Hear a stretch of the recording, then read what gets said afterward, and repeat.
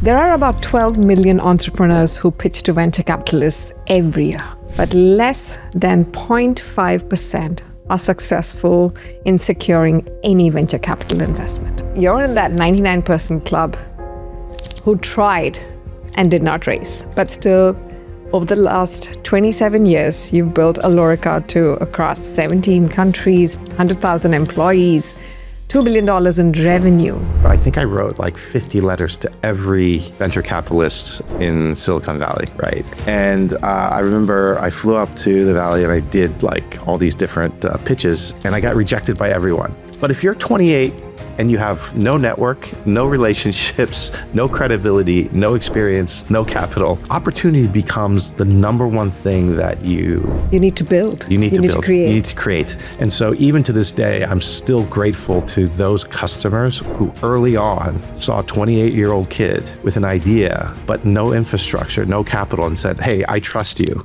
I never feel like I have to win everything today. I'm very comfortable losing today, but to win tomorrow. The two most important things that I needed to solve were like industry experience in the verticals that I wanted to go attack, and then scale. And so I was like, started to ask myself, how do I solve this?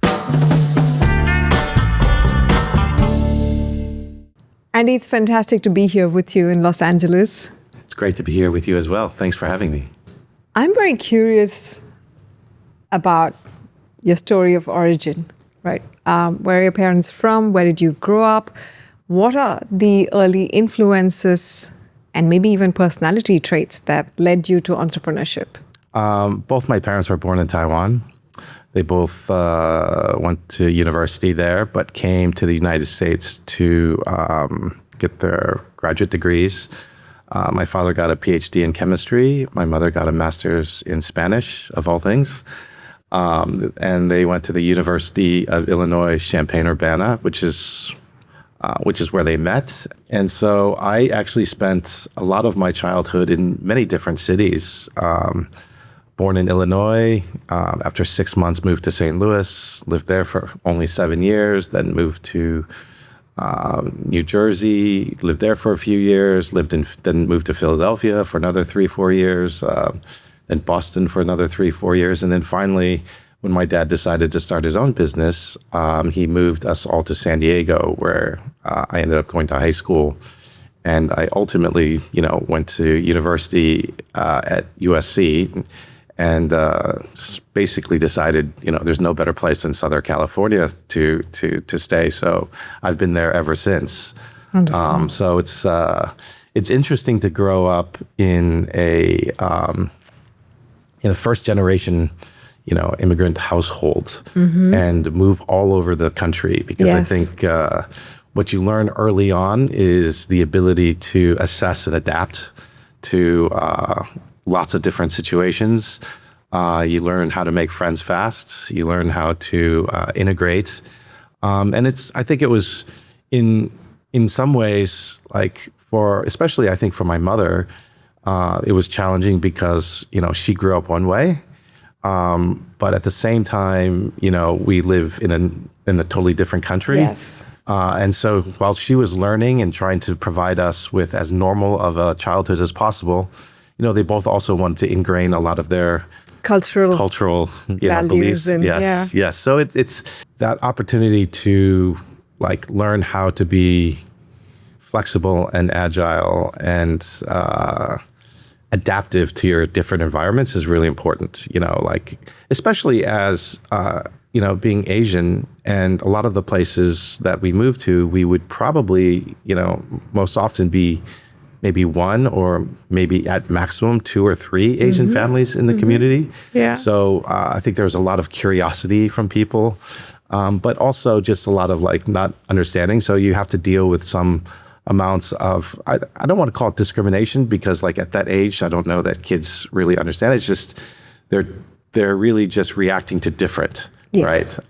And I think those experiences personally for me were very helpful to just understand people in a more different way, right?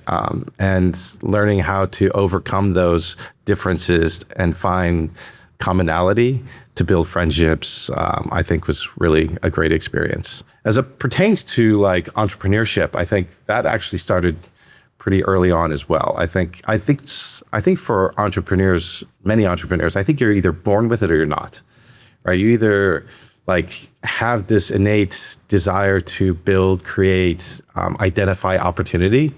And for me, it was a couple things. I think there were both sides of my parents' families were all like, had started their own businesses, had built businesses, had to reinvent businesses. So you grow up hearing some of those stories. And then also, I think, my father was constantly reading and investing in the stock market. So my house was filled every day with Wall Street Journal, Fortune, Forbes, Business Week. So all these magazines were available. He had lots of stock charts.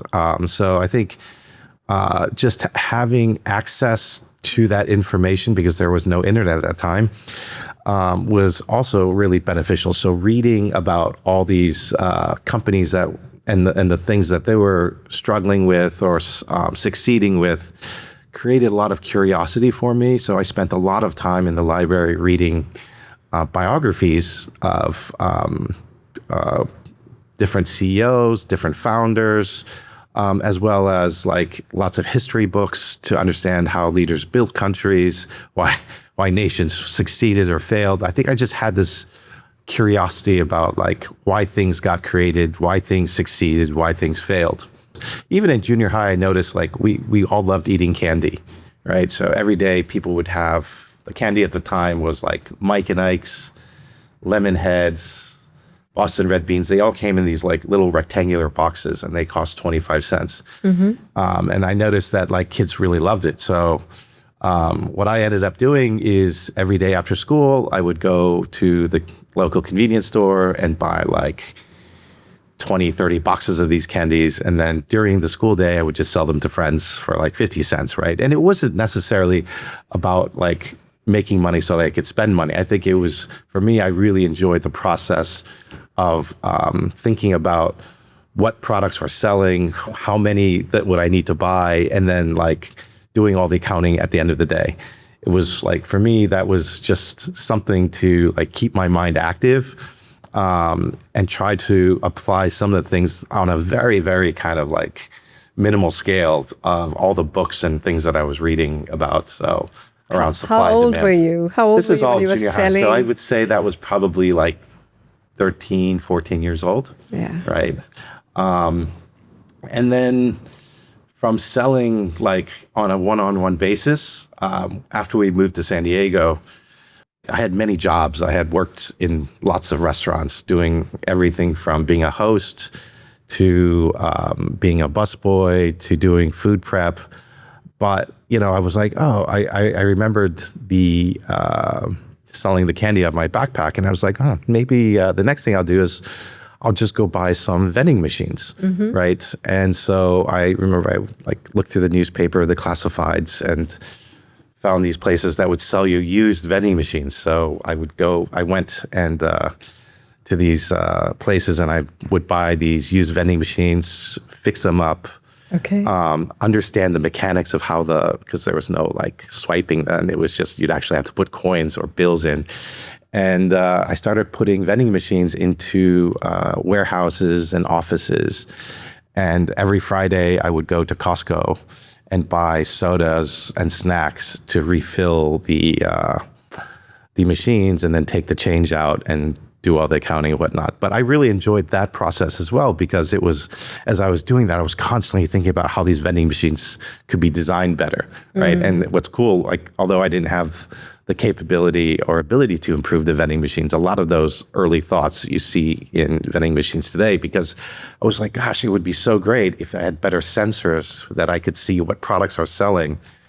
And to have the data in front of you. Exactly. So I was constantly thinking about like the data of like what products are selling and why, and which products had better margin, which products didn't.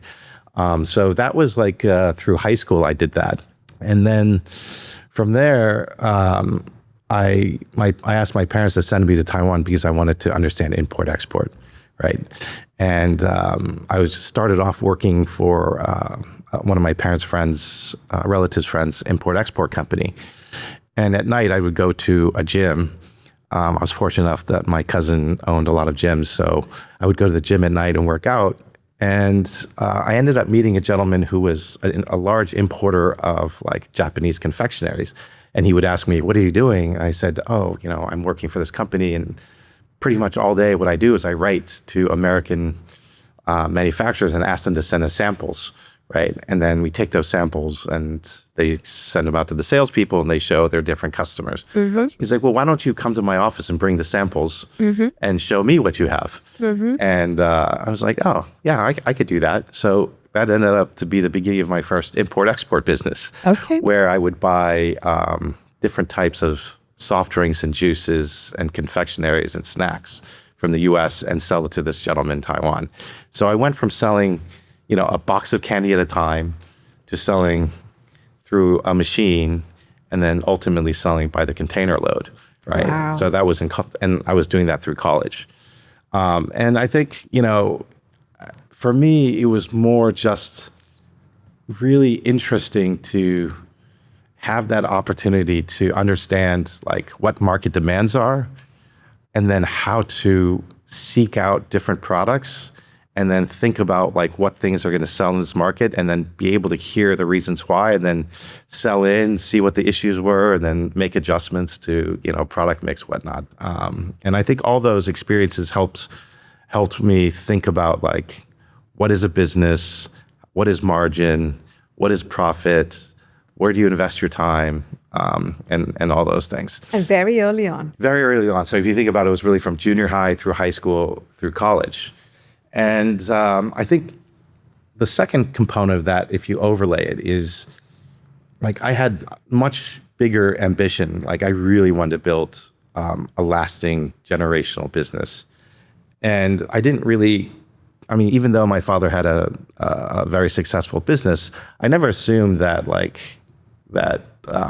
I would either work for him or use his resources to do what I needed to do. What was your father's business about? My father built a business to manufacture ultrafiltration membranes, which is basically a liquid separation process used for industrial applications. So it could be for paint recovery in the automotive industry, manufacture of like pizza cheese, which is just taking away and concentrating to like 95% plus, and it's technically cheese, which is what you eat on your Domino's and Pizza Hut pizzas.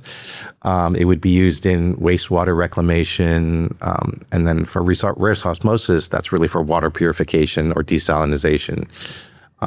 The other application would be like concentration of juice. So there's many, many applications.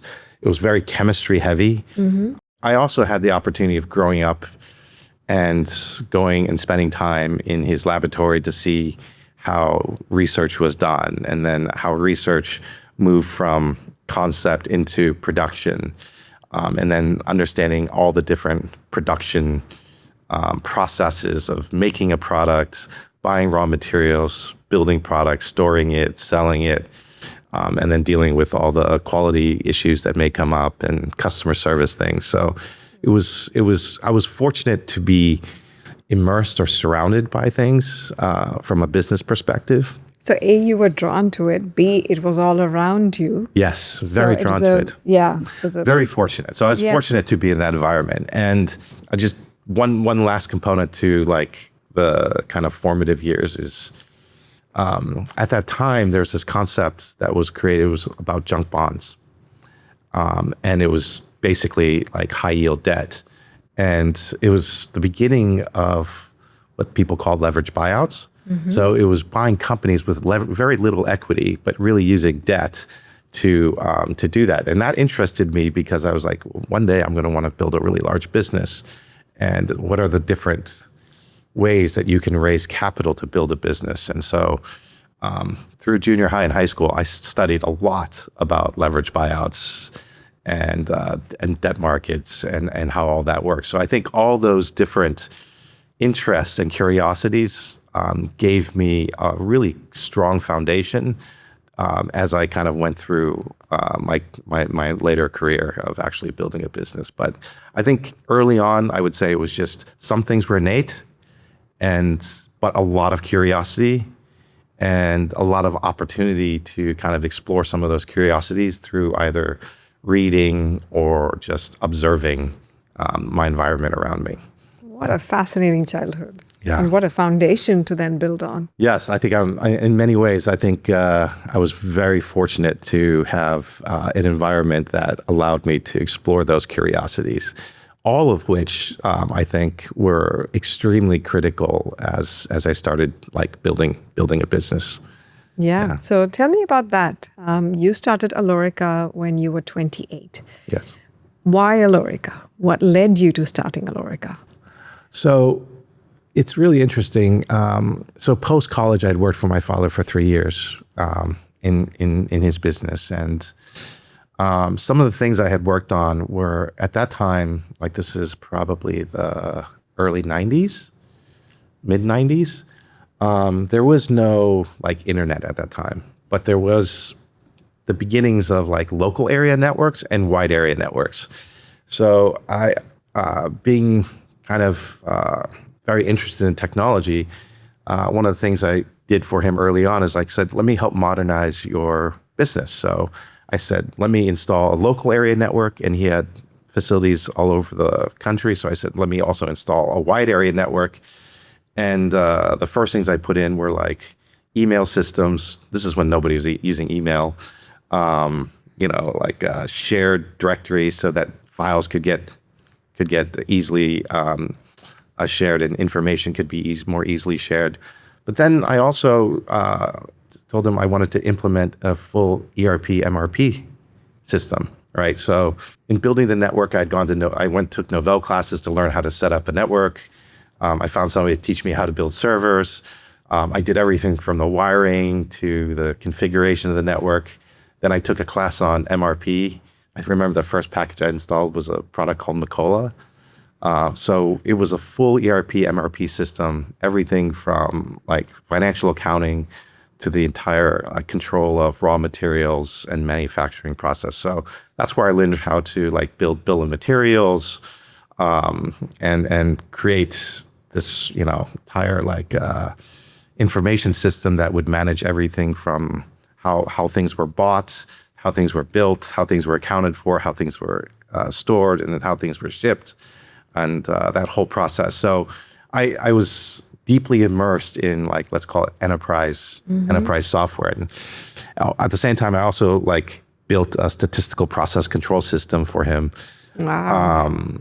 I hired an engineer and built this whole application that ultimately improved the quality of the product to reduce returns. And so like I was really interested in enterprise applications. I had this deep passion for process and efficiency. How big was your father's business at that point in time when you were experimenting with all this? It was not very big. It was probably somewhere in the 20, 30, $40 million range, right?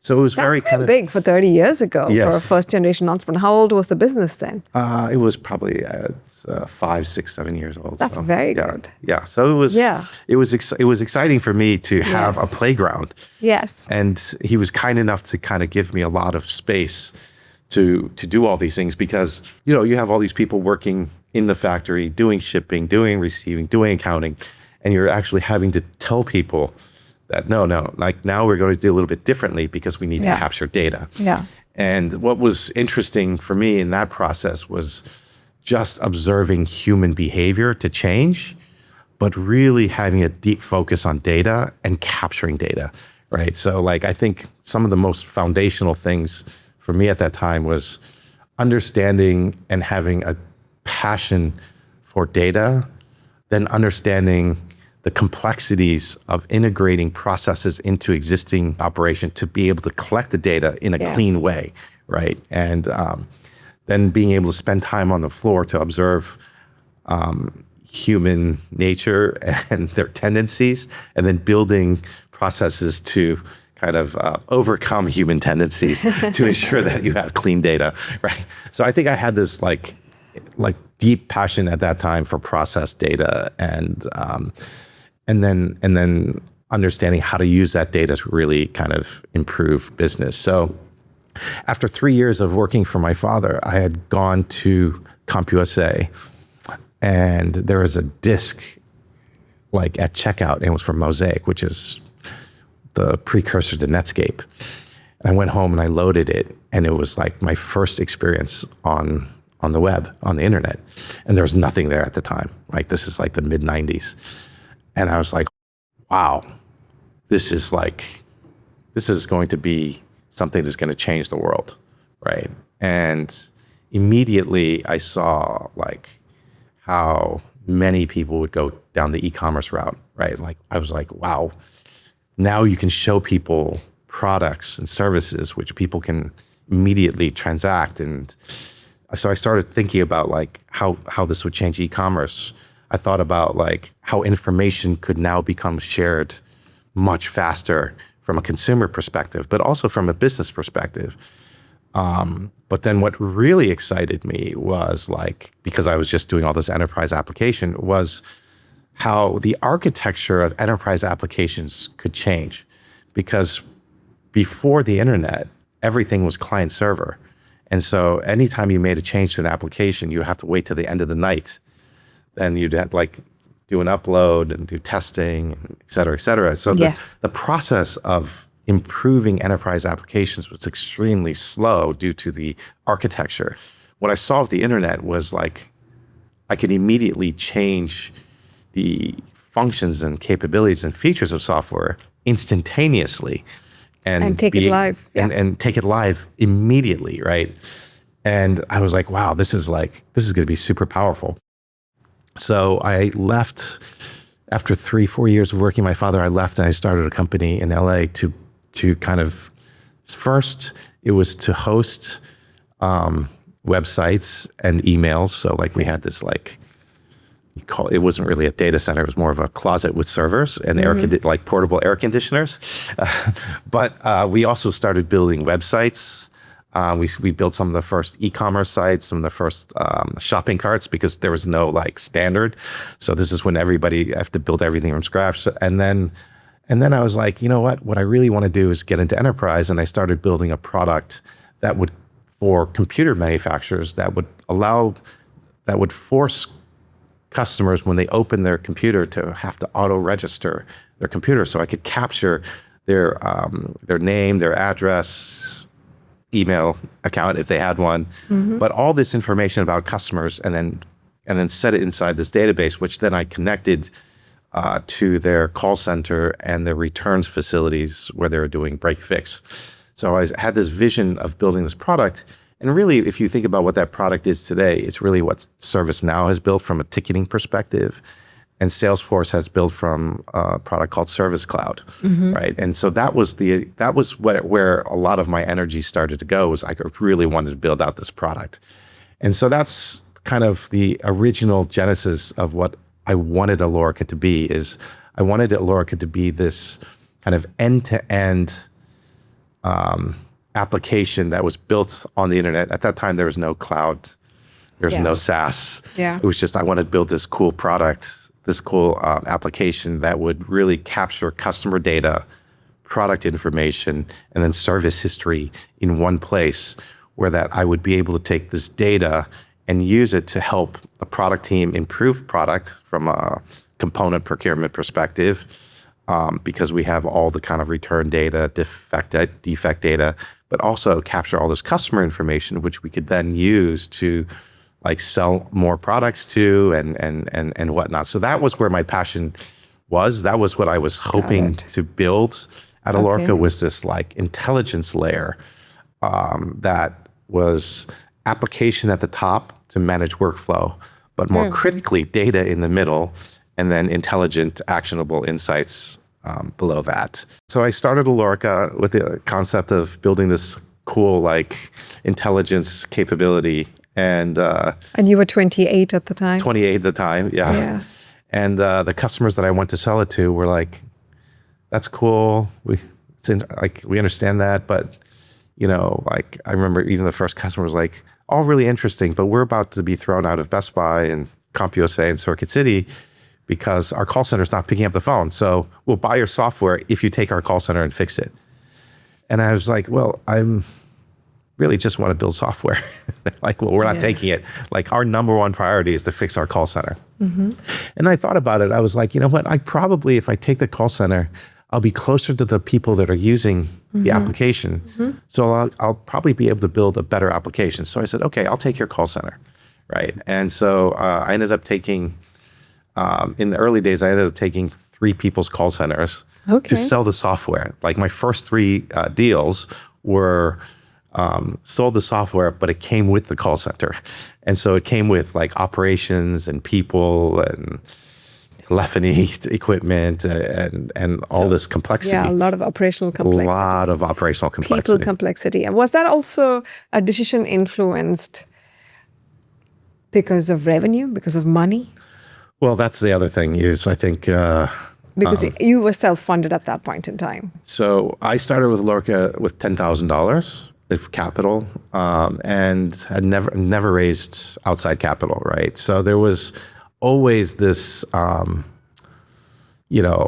constraint, right? And I think the cool thing about constraint is that it does force creativity and innovation, right? And so without a lot of capital to try to build a software company, I mean, if you really look at the formula of building a software company, you really do need to raise an exorbitant amount of money up front. Yes. Because it's not just to build a product. The reality is, especially in today's environment, you don't need a lot of capital to build a product, but you need a lot of capital to create a marketplace, to create demand, to create awareness, to build sales teams, so everything around marketing and sales and awareness and confidence in the product, you need a lot of capital. So that was definitely also a consideration as I was thinking about this. I was like, oh, well, I'll do this call center work. It will generate revenue. It'll generate profits, which then I can use to build more of the product. To build more of the product, and hopefully build more of the go-to-market motion. So there was definitely 2 components. There's definitely multiple perspectives that I thought about at that time, which were I can shorten the distance between user and engineer. So I think my product will be better. Yeah. I can use the capital that we're generating from the business to help fund the development of the product. So from a product perspective, I think I thought that would be hugely beneficial. The second aspect was having an actual business that was generating revenues and profits. I thought also would be extremely helpful to fund the development, to further be able to invest in our product as well. So there's, at that moment in time, I remember I was like, there's added layers of complexity, but I think there's a lot of benefit as well. So that's kind of how I reconciled it in my head. Got it.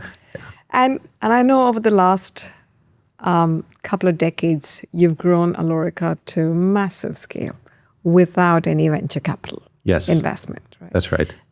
17 countries, over 100,000 employees, and this year, $2 billion in revenue. That's right. Yeah. Tell me about the journey of building Alorica to this scale without venture capital investment. Yeah, so let's say it's not that I didn't want capital early on. I think in building a business, if you have access to capital, it's always significantly easier.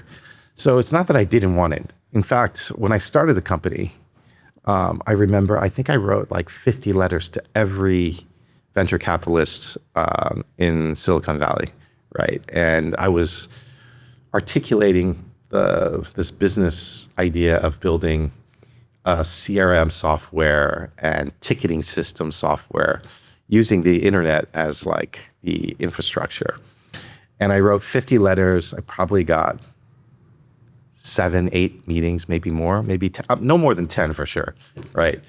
And I remember I flew up to the Valley and I did like all these different pitches, and I got rejected by everyone, right? I got rejected. Like I remember I had this file of all these rejection letters. So I have like, either thanks, we don't need to see you, or thanks, come up, thanks for seeing us. But yeah, I remember the funniest, most interesting, a very well-known venture capitalist who's still very active and highly successful.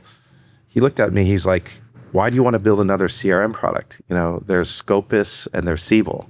Why does the world need another CRM product? And I was like, but that's so like last gen, and you know, we've got a big service focus, and there's a huge technology shift, and it's going to be very hard for them to adapt.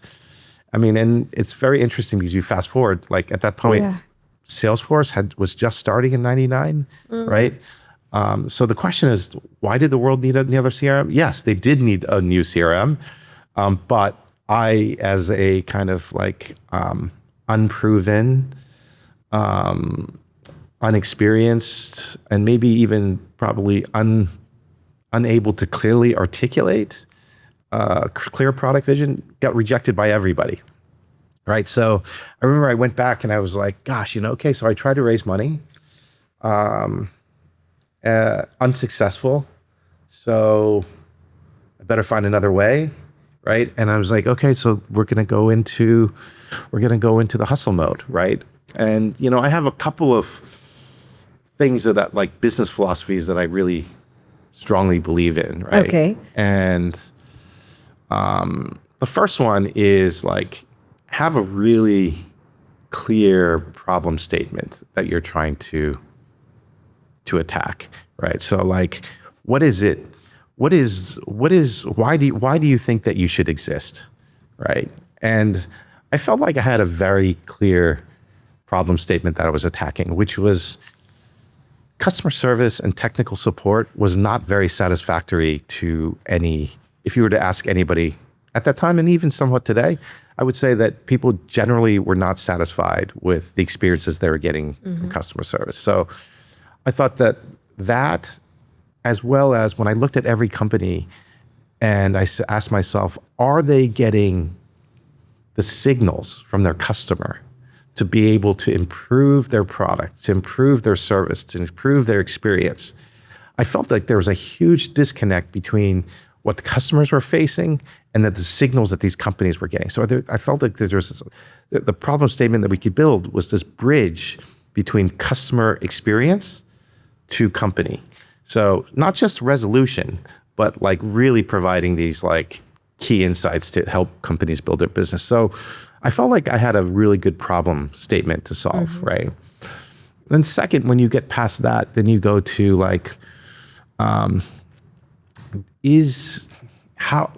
what are the things that you're going to need in order to like solve that? Like, yes, is capital one of them? Yes, but actually capital for me at that point became lower on the thing because I didn't have it. So I said, okay, if capital is not something I can solve, what is something else that what are the other requirements that are going to be necessary in order to like achieve to solve this problem?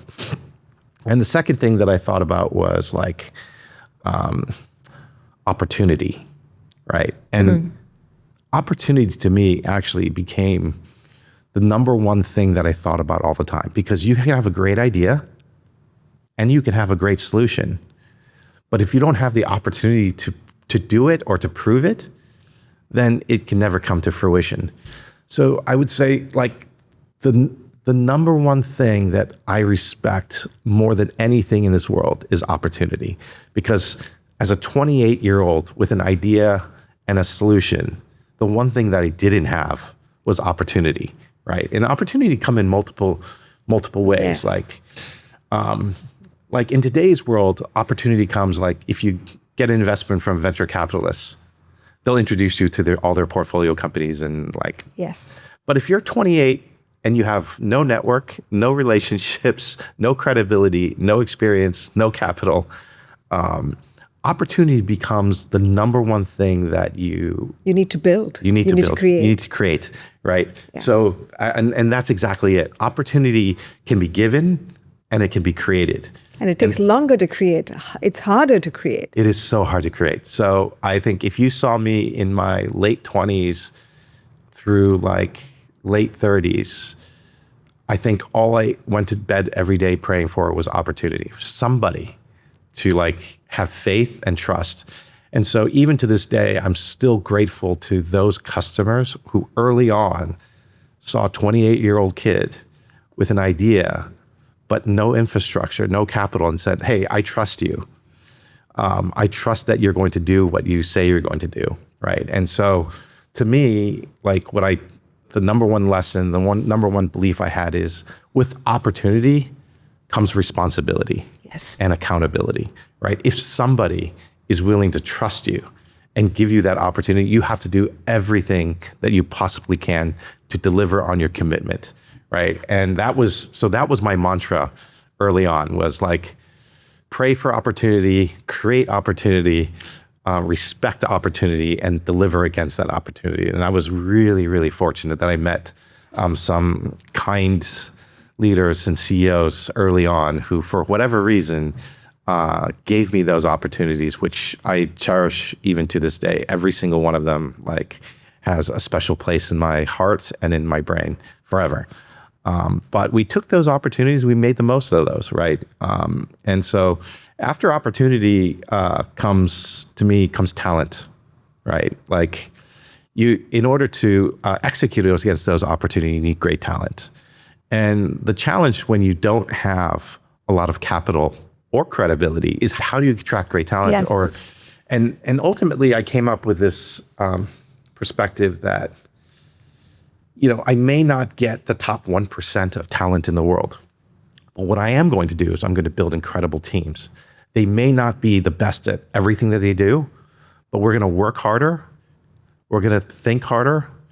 We're going to be more observant, more aware, and we're just going to outwork everybody else. And so early on, because I couldn't get, and we couldn't get the top 1% of talent, I focused on bringing in people who had heart, desire, and wanted to and had a deep desire to win, right? And so I'd build these teams, and we would be single-mindedly focused on attacking whatever problem it was that we were solving. I mean, I'll just give you one example. Like one of the first 3-4 deals I got, it was a global brand that was making modems and network equipment. Okay. Right. And somehow we convinced them to give us all their call centers and returns facilities. So we needed warehouses to be able to receive products, to ship new products out. We needed call centers to be able to handle tech support calls, customer service calls around the world in multiple languages. Right. And then we needed to build the entire application from CRM to returns processing. Yeah. Right. So I had to simultaneously build warehouses around the world, build call centers around the world, and build an application. Yeah. Right. And I think I had to do it in 60 days. Wow. Right. So if you think about, that's crazy. It's crazy, right? That's crazy. But how big was the team then? The team working on this? Yeah, your team. I mean, we were 5 people. That's amazing. Right. Yeah. But I still remember, even our first warehouse, it was probably 60,000 square feet. I remember on the weekend, I was driving these things so that would go up and down so I could string cable from our server room to the receiving dock.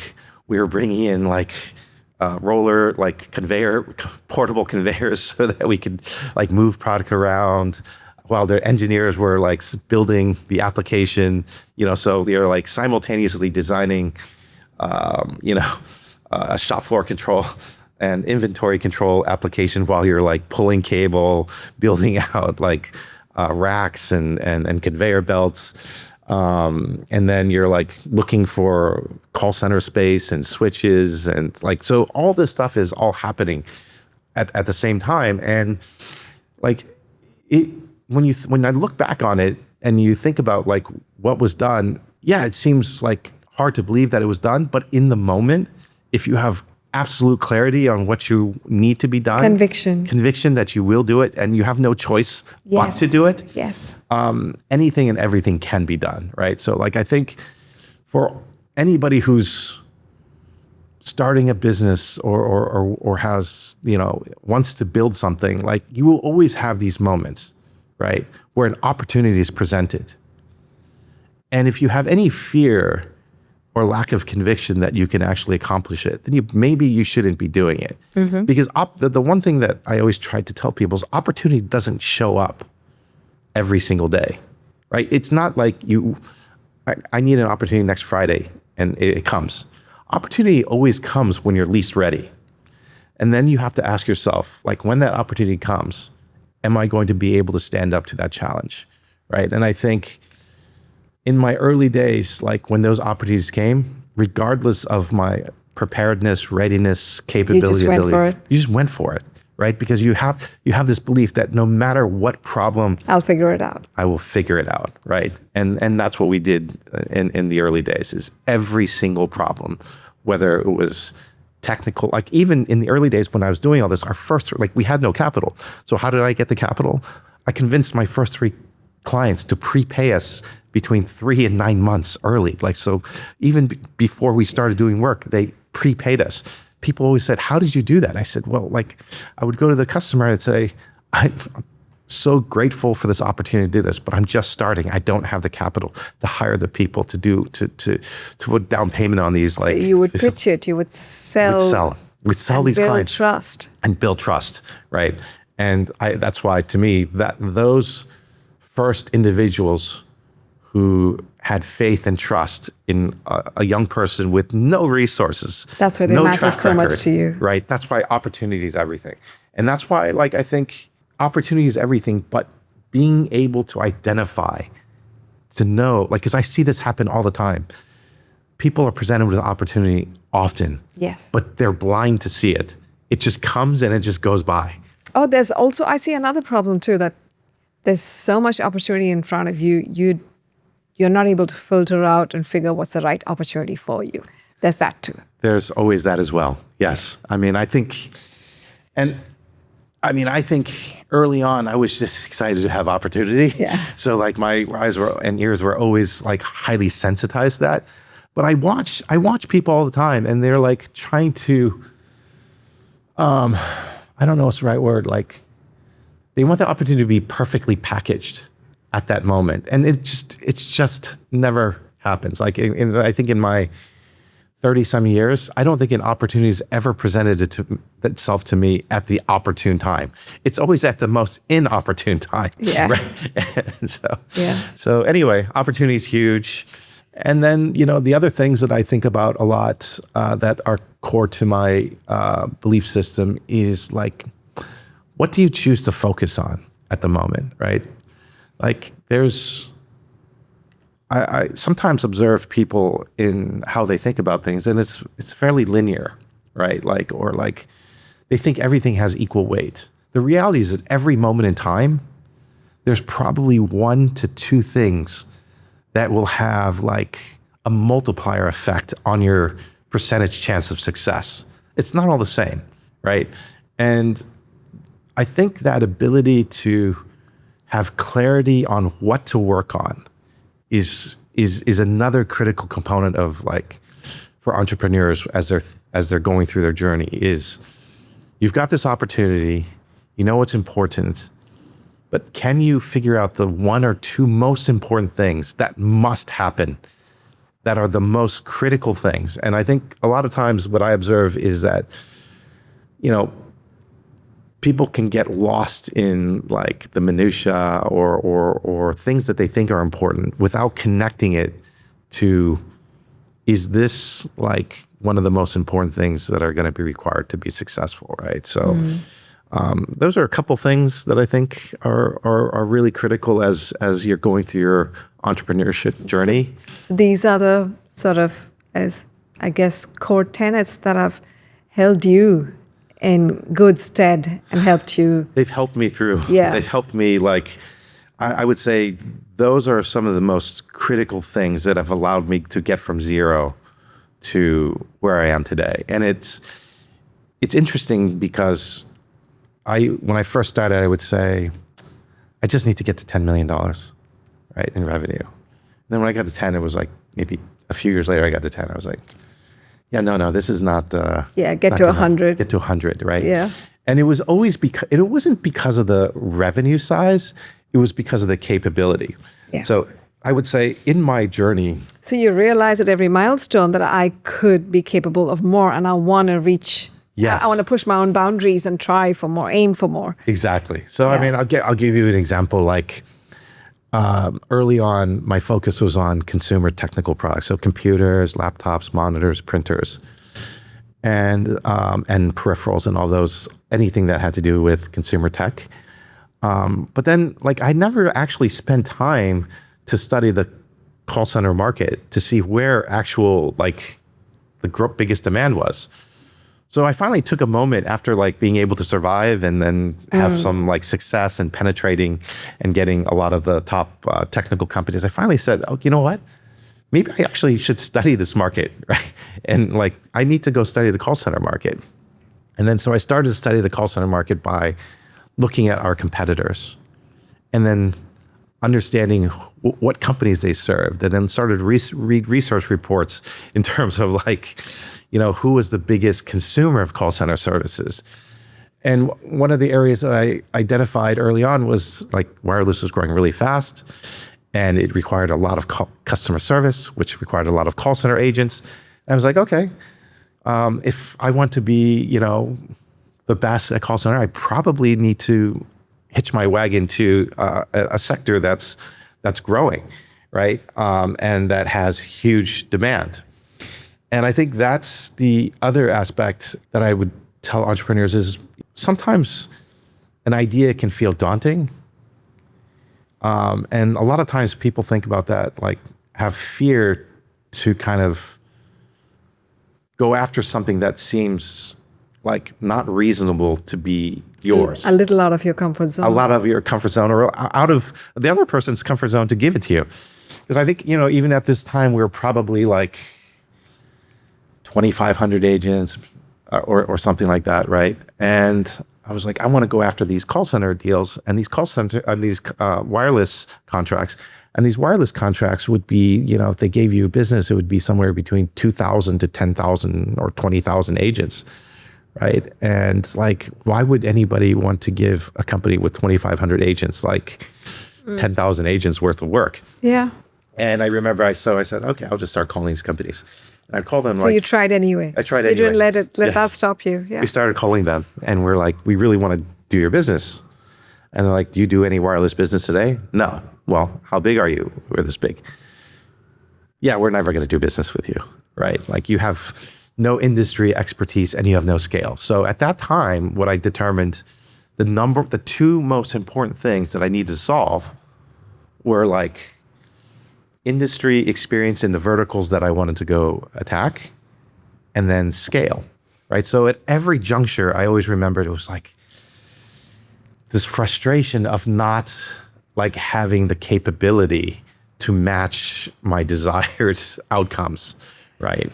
And so, like, the resources, maybe, not the capability. Yes, the resources, right? Yeah. Or the qualifications. I want to have all these proof points that we can actually do it, so they can convince people to give us this business, right?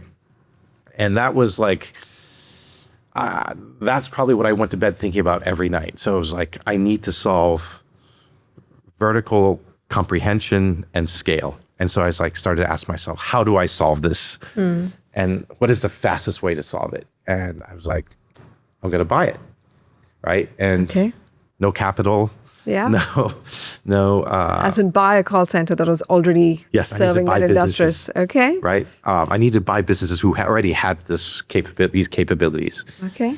And so that's where I went back to my early days of studying leverage buyouts and debt. And it's like, okay, so, like, I need to be able to build a cash flow machine that will allow me to take on leverage so that I can go buy these businesses. So I used all of my kind of experience, like, knowledge from studying, doing LBOs, and I started to apply it to buying call center companies. At first small, like my first deal, I think it was like $40-50 million, right? But it had one wireless customer. It was a Sprint, right? So, and that gave you the case study, the proof point. As soon as we bought that one, we went back to AT&T and we were able to acquire them as a customer. Right. And then I was like, the next one I need to get is Verizon. And I remember I called the the head of CX at Verizon. I said, hey, really, really like to do your business. We have qualifications. I think we have enough scale now. And I remember his response was like, there is zero chance you will ever do business with Verizon. You will never, ever, ever, ever, ever, ever have any business with us. And I was like, well, why is that? But why? He's like, because that's just the way I feel. And that was the my end of the God. conversation. And I was like, wow. I go, and I love that challenge, right? I'm like, if you know me, the number one word that will like wake me up is no. No? Yes. Okay. The minute I hear no, I'm like, I'm going to make it happen. Why not? Right. And so I went through Verizon's vendor lists, and I found one company that was doing business with them, but small enough that I could buy it. I called the owner up that day, and I said, hey, I'd like to buy your company. He's like, unfortunately, I just sold my company. It was actually to an Indian IT BPO company. Okay. And he said, we signed the documents and the funding will come in on Monday. Okay. And this is on a Friday. I think I called him. I said, this is what I think is going to happen. On Monday, they're going to call you and they're going to tell you that there's 10 things wrong with your business. They're not funding it and that they're going to want a discount. And I said, when that happens, you call me because I will wire you the money to you on Monday, right? Because my assumption is they had already done their diligence, they had done everything. So and I was comfortable, and I really wanted the business. So when you're early on, I was willing to take a lot more kind of calculated risks. So on Monday, he called me. He's like, wow, you were right. Like the money didn't come and they sent me a whole list of problems. They want to renegotiate the price. I said, here, I emailed him a purchase contract. I said, sign this. If you sign it, I'll wire you the money today. He signed it. I wired him the money. Wow. And that's how Verizon became a customer. Very aggressive. Very aggressive, right? So early on, I was always very aggressive on doing these types of and the deals. funds for, it's not easy to access debt over the weekend to make the deal on Monday. Tell me, how did you pull that off? So again, this comes down to another key tenet that I have, which is your network and your relationships. Right. So because once I had made the decision that I wanted to go down this path of doing acquisitions, I began to build relationships with banks. Right. And I would tell these large banks, I would say, I want you to come visit me every quarter. Okay. I'm not doing any business with you, but I want you to come to get to know me. I want you to come to get to know my business. Every quarter, I'm going to give you an update. So you wooed them. Yes, over time, like many years. And I remember one gentleman came, and every single quarter for like 3 years, we didn't do any business, right? But every quarter he'd come, sit down. He just became hungrier and hungrier over time. And I would tell him our ambitions, our successes, our challenges, shared everything, complete open book, right? Because I think when you want to build a relationship, you have to be totally transparent. Right. So I would tell him all the good things that happened, all the bad things that happened, all the things that we're working on, all the things that we're hopeful for. So allowed them to be part of our journey. And so when these opportunities like these came around, I would say, it's time, right? It's time. I need you to step up. And more often than not, they were always there. So it's amazing. So again, that's probably another. Where did you learn that though? I know, when you look at it 20, 30 years ago, if debt was your primary tool, then you do have to build relationships with banks. But you seem to have a system around that. You seem to have invested into that very, very consciously, almost as much you invested in building your own teams. Yes. So if you think about as a mid to late 20-year-old moving to LA, trying to start an internet business and then trying to start this CRM call center business, but knowing nobody. What you learn very quickly is that in order for to have these opportunities, you need to have these relationships. Community. And so what you learn is you have to invest time into relationships and people, right? And those aren't things that you can do over one drink or one dinner or one breakfast. It's it's an investment, right? Investment comes in many forms. It comes in capital and money. It comes in time. It comes with heart. It comes with purity of intention, right? Like all these things, like you learn over time. Like I learned over time that, if you make these investments, right, in people, you never know. Like some may never turn into anything, but some will. But if you go into it with all the right intentions, right, and you do it with purity, then I think, ultimately you end up with relationships that have depth, that have meaning, that have trust. I think that's probably one of the biggest things that I've really also put a lot of focus on and would attribute our Your ability to be success success today, right, is those investments, right? You don't do it with an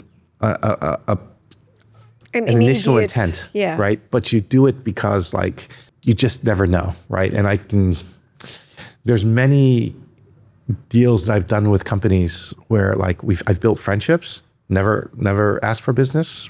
5 years later, they're like, Andy, like, I need some help. Will you come do this for me? Will you come help us solve this problem, right? There's businesses that I've tried to buy 4 or 5 times, right? Lost multiple times, but ultimately got them, right? Like, so like the other aspect to that, aside from the building of relationships, is just patience, right? Like I'm not playing to like sell the business in a year or two. I'm trying to build something that has long lasting legacy. So when you have that mindset, I'd never believe that you have to win in the first inning on the first pitch. You may lose, but a lot of times things will come back. I've lost many deals, like client deals, but they've always ended up coming back because, when we lose, we'll say, thank you for the opportunity. Yeah. Here's what you might expect to happen. Here's what might happen. If these things happen, please call. Like, and if you call, like, this is how we'll do things differently, right? So I think I never feel like I have to win everything today.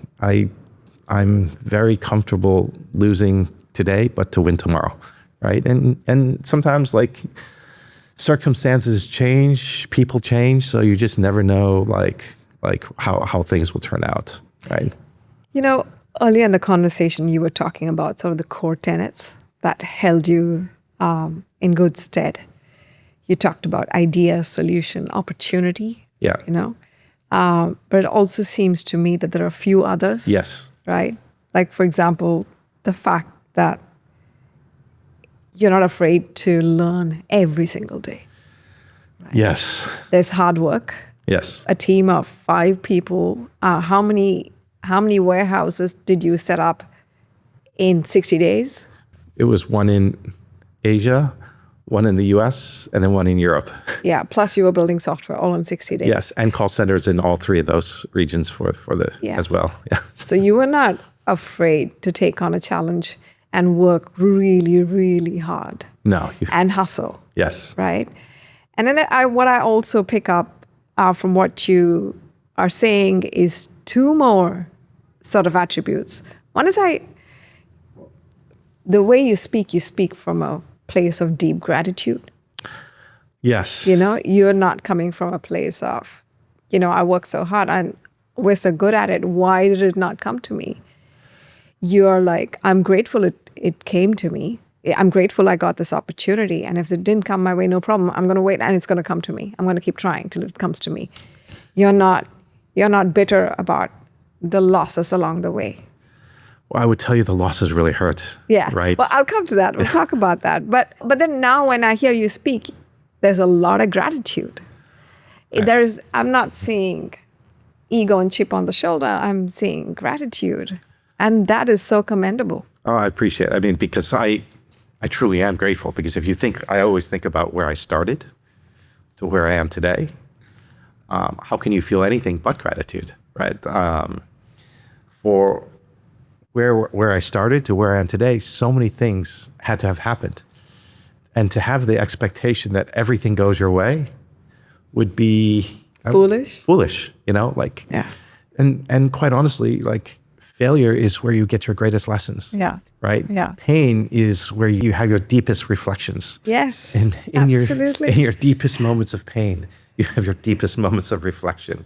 Why did it go wrong? Dig deep. Dig deep, right? And you ask yourself the uncomfortable questions, which success has a way of covering up. Morphing. Yes, it just covers up some of the warts, right? And it's funny because, like, throughout history, everybody who's worked for me was always like, Andy, why can't we just celebrate the wins? I said, we can celebrate the win for a split second, but the reality is we should be tearing down those wins to assess, why did we win? Where could we have lost? Winning is something that you want to happen and you need to happen, but winning is also another opportunity to learn. And you mentioned curiosity. Curiosity on a personal level is probably one of my greatest things that I value, right? I look for people with deep curiosity to ask the 20 whys, right? Like, it's funny because anytime we would win a deal, like, I would say, well, why did we win the deal? Like, I don't know. We just won. Can't you just be happy? No, I can't be happy. Yeah. Where did this? Why? Who had the business before? Why did they lose it? Why did they even decide to change? Why did they pick us? Yeah. What were the Let's reasons? Understand right? it. Right. Is there a formula here you can repeat? Or Exactly. did we just get lucky? But why did we get lucky? That's right. Because you like, beyond curiosity, you have to be an observer of patterns. Yes. Right. Yes. I'm a constant pattern seeker.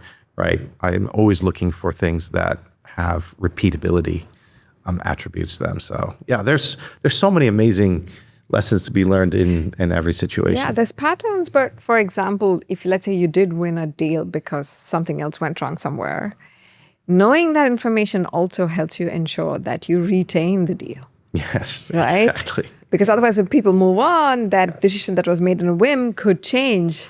100%. You want to know and lay the groundwork to ensure it doesn't slip away from you when the situation. 100%. Yeah. That is. Yeah.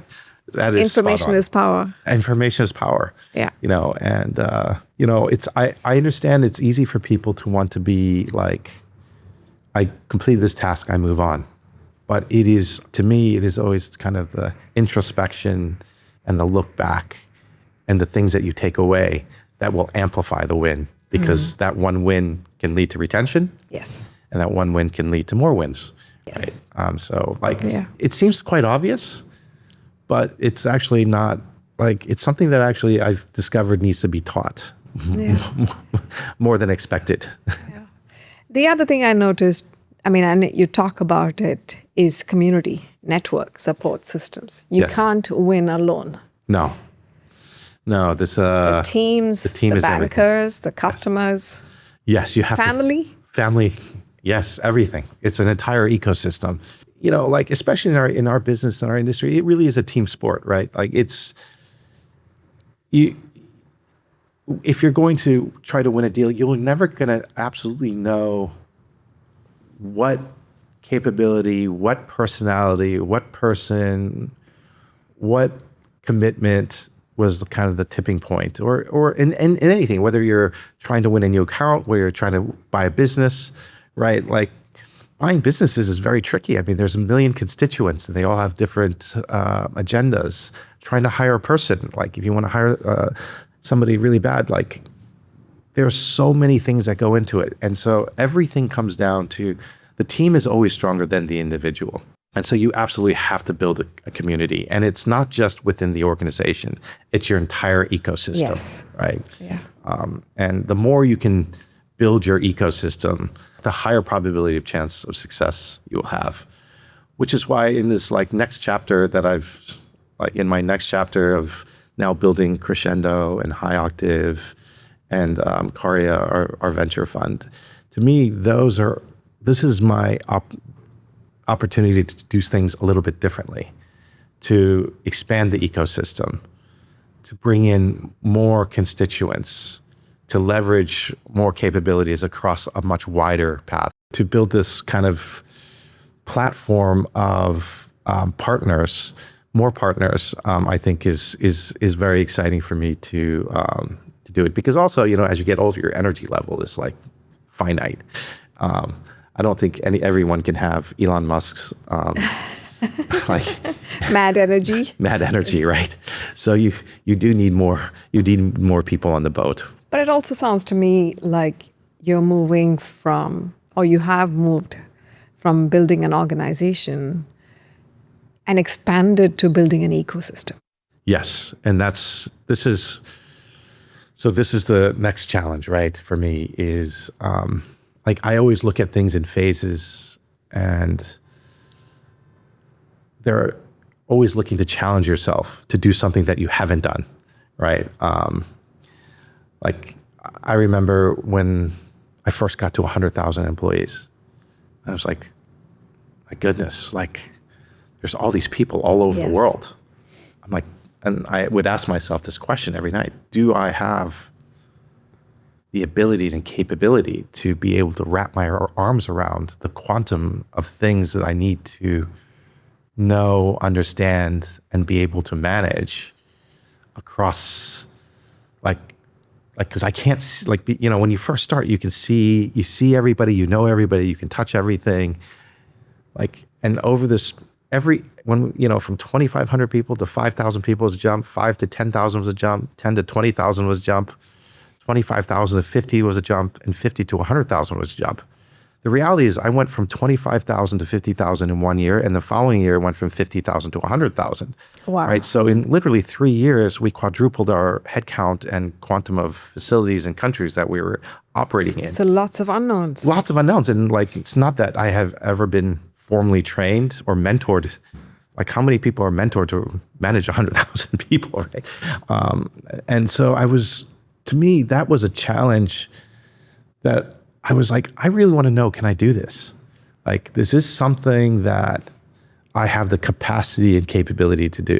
And then I really broke down what it was that needed to happen to be able to do that. And some of the things that I learned through that were really cool.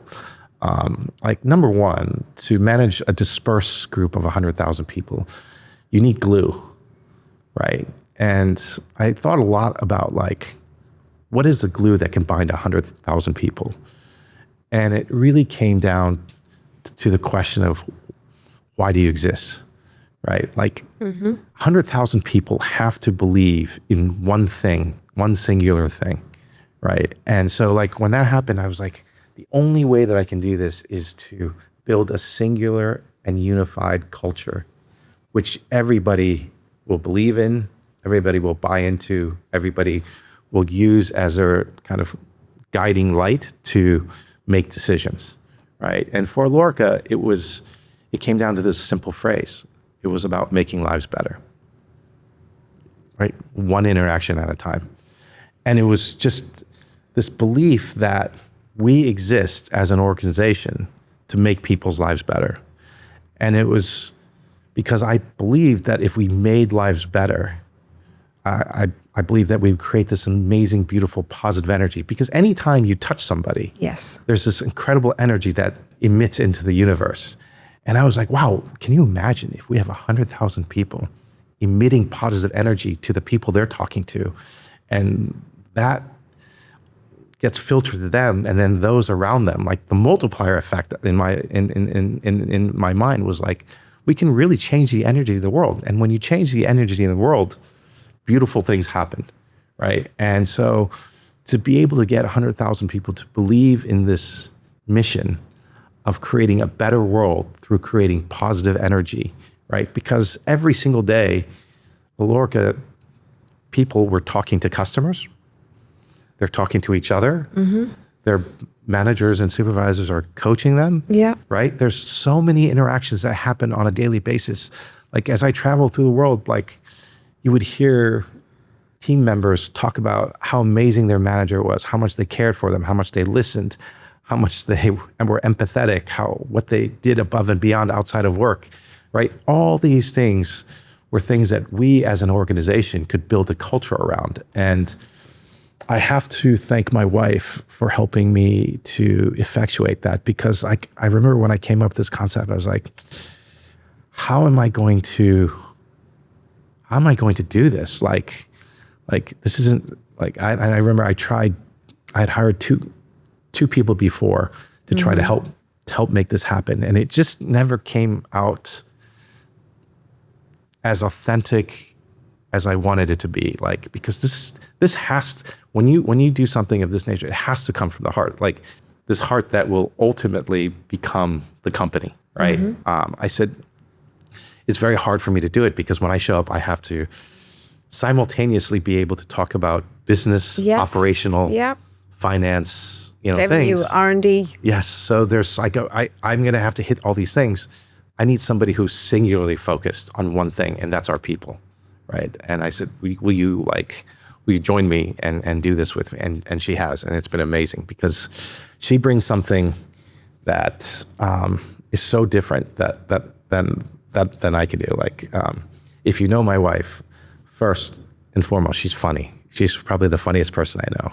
So every room she walks into, she brings humor, and the intensity level goes down significantly. Everybody calms down. So everybody loves to be with her, right? So even if I'm in the room with her in there, because with you it's more intense. It's a lot she more balances intense. Yes. If it's just me, the intensity is always 100, right? And there's not so much humor because my view is always like, I have X amount of time that I can be with you. I need to we need to go through everything, right? But she always finds a way to inject humor and levity into every conversation. And she always shows up with purity of intention and is always focused on people. So we started traveling around the world together, which was awesome because you got time together. We had time together, and she would get to do a lot of the things that I wanted to do, but I couldn't. So tell me, how far into the business was this? This was probably, how many years into Alorica were you 100,000 people? This is probably 2014, 15, 16. Yeah, 14, 15 timeframe, I think. Okay, so about 15 years. Yeah. 15 years into starting. 15, 16 years later. Into starting the business. She had originally started out as our general counsel, so she's an attorney by trade. So she originally all of our contracts and client negotiations, et cetera, all that legal stuff was hers. But then once we had kids, she took a break. And then once our kids got to a certain age, and I was like, I really need help. Yeah. So it was like, 16 years later, she took on this challenge. Got it. And so you were talking about traveling. Yes. And working together. Yes. So we would travel to all these different places around the world. And as soon as we got in, we'd split. I would take, the local leaders, and we'd go through the business side, and she would go and spend time with all the people and get to know their stories and hear like what they liked, what they didn't like. So it was, signals are really important, right? And the larger of an organization you get, the more diluted the signals you get. And one of the best things was to be able to have her go and hear the signals directly from feet on ground, which was amazing. So like from her, I was able to hear all the signals and hear what our people liked, what they didn't like, what they aspired to, what they feared, what they needed. And all those signals helped us shape our thoughts and our policies and our focus areas as it pertained to how we managed and took care of our people. So it was incredible, to have a partner to be able to do that. There's no way I would have been able to do otherwise. Yeah. That's amazing. Yeah. Andy, it's been fascinating to hear about the frameworks and beliefs that have stood by you over the course of time. And this absolutely relentlessness that you have. Yeah, it's so admirable. And that's also sort of takes me to this little bit of fact that I was looking up the other day about entrepreneurship. There are about 12 million entrepreneurs who pitch to venture capitalists every year, but less than 0.5% are successful in securing any venture capital investment. Less than 0.5%, okay? So that's only about 24 to 30,000 of the 12 million entrepreneurs the world over who receive any venture capital funding. But we see it in the news all the time. So-and-so raised this much funding, so-and-so raised that much funding. X VC invests so much in this startup. It almost seems like that minuscule percentage is blown out of proportion and it's in our faces. And the rest of the 12 million entrepreneurs can have a whole mix of feelings about this, right? Frustration, bitterness, maybe even a feeling of failure, even if they're not, right? And we all belong, and I'll put myself in that. I don't even run a business that's a model that can be venture funded right now. But you're not part of that club. You're in that 99% club who tried and did not raise. But still, over the last 27 years, you've built Alorica to across 17 countries, 250 customers, 100,000 employees, $2 billion in revenue. What I'm very curious to learn about is through the different phases of scaling Alorica. You're 0 to first $10 million, 10 to 100, 100 to a billion, and a billion to 2. What are the different financial models you use to tap into the capital that you needed to get to this scale? Yeah, that's a great question. I could see as a young entrepreneur today how the world would feel very daunting in terms of like trying to start something new. Because I do think that the investing game has changed a bit.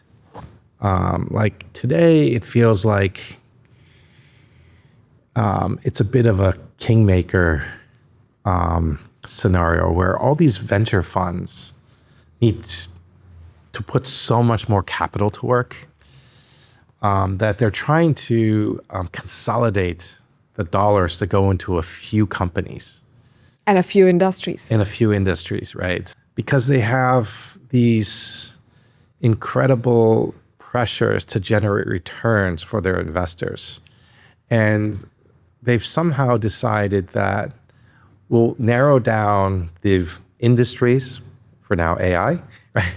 And then we'll pick a couple of winners in each one and then just give them excessive amounts of capital so that they can outspend, out-hire, out-everything anybody else, right? So the game to me today feels a little bit different than when I started.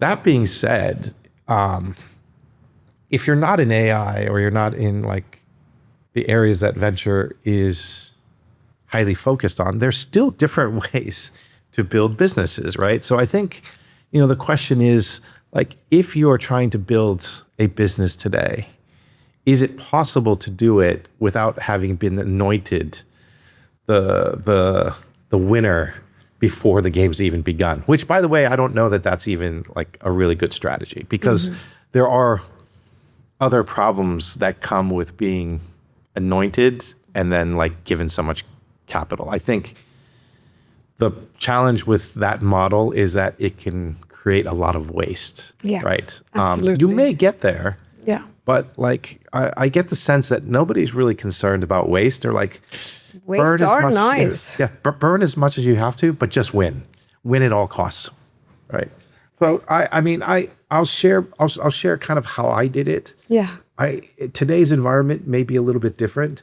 Again, like another one of my core tenets is always like understanding the field of play, the current field of play, the current scenario, and then adjusting your strategies and tactics for what is happening in the world or on the field of play.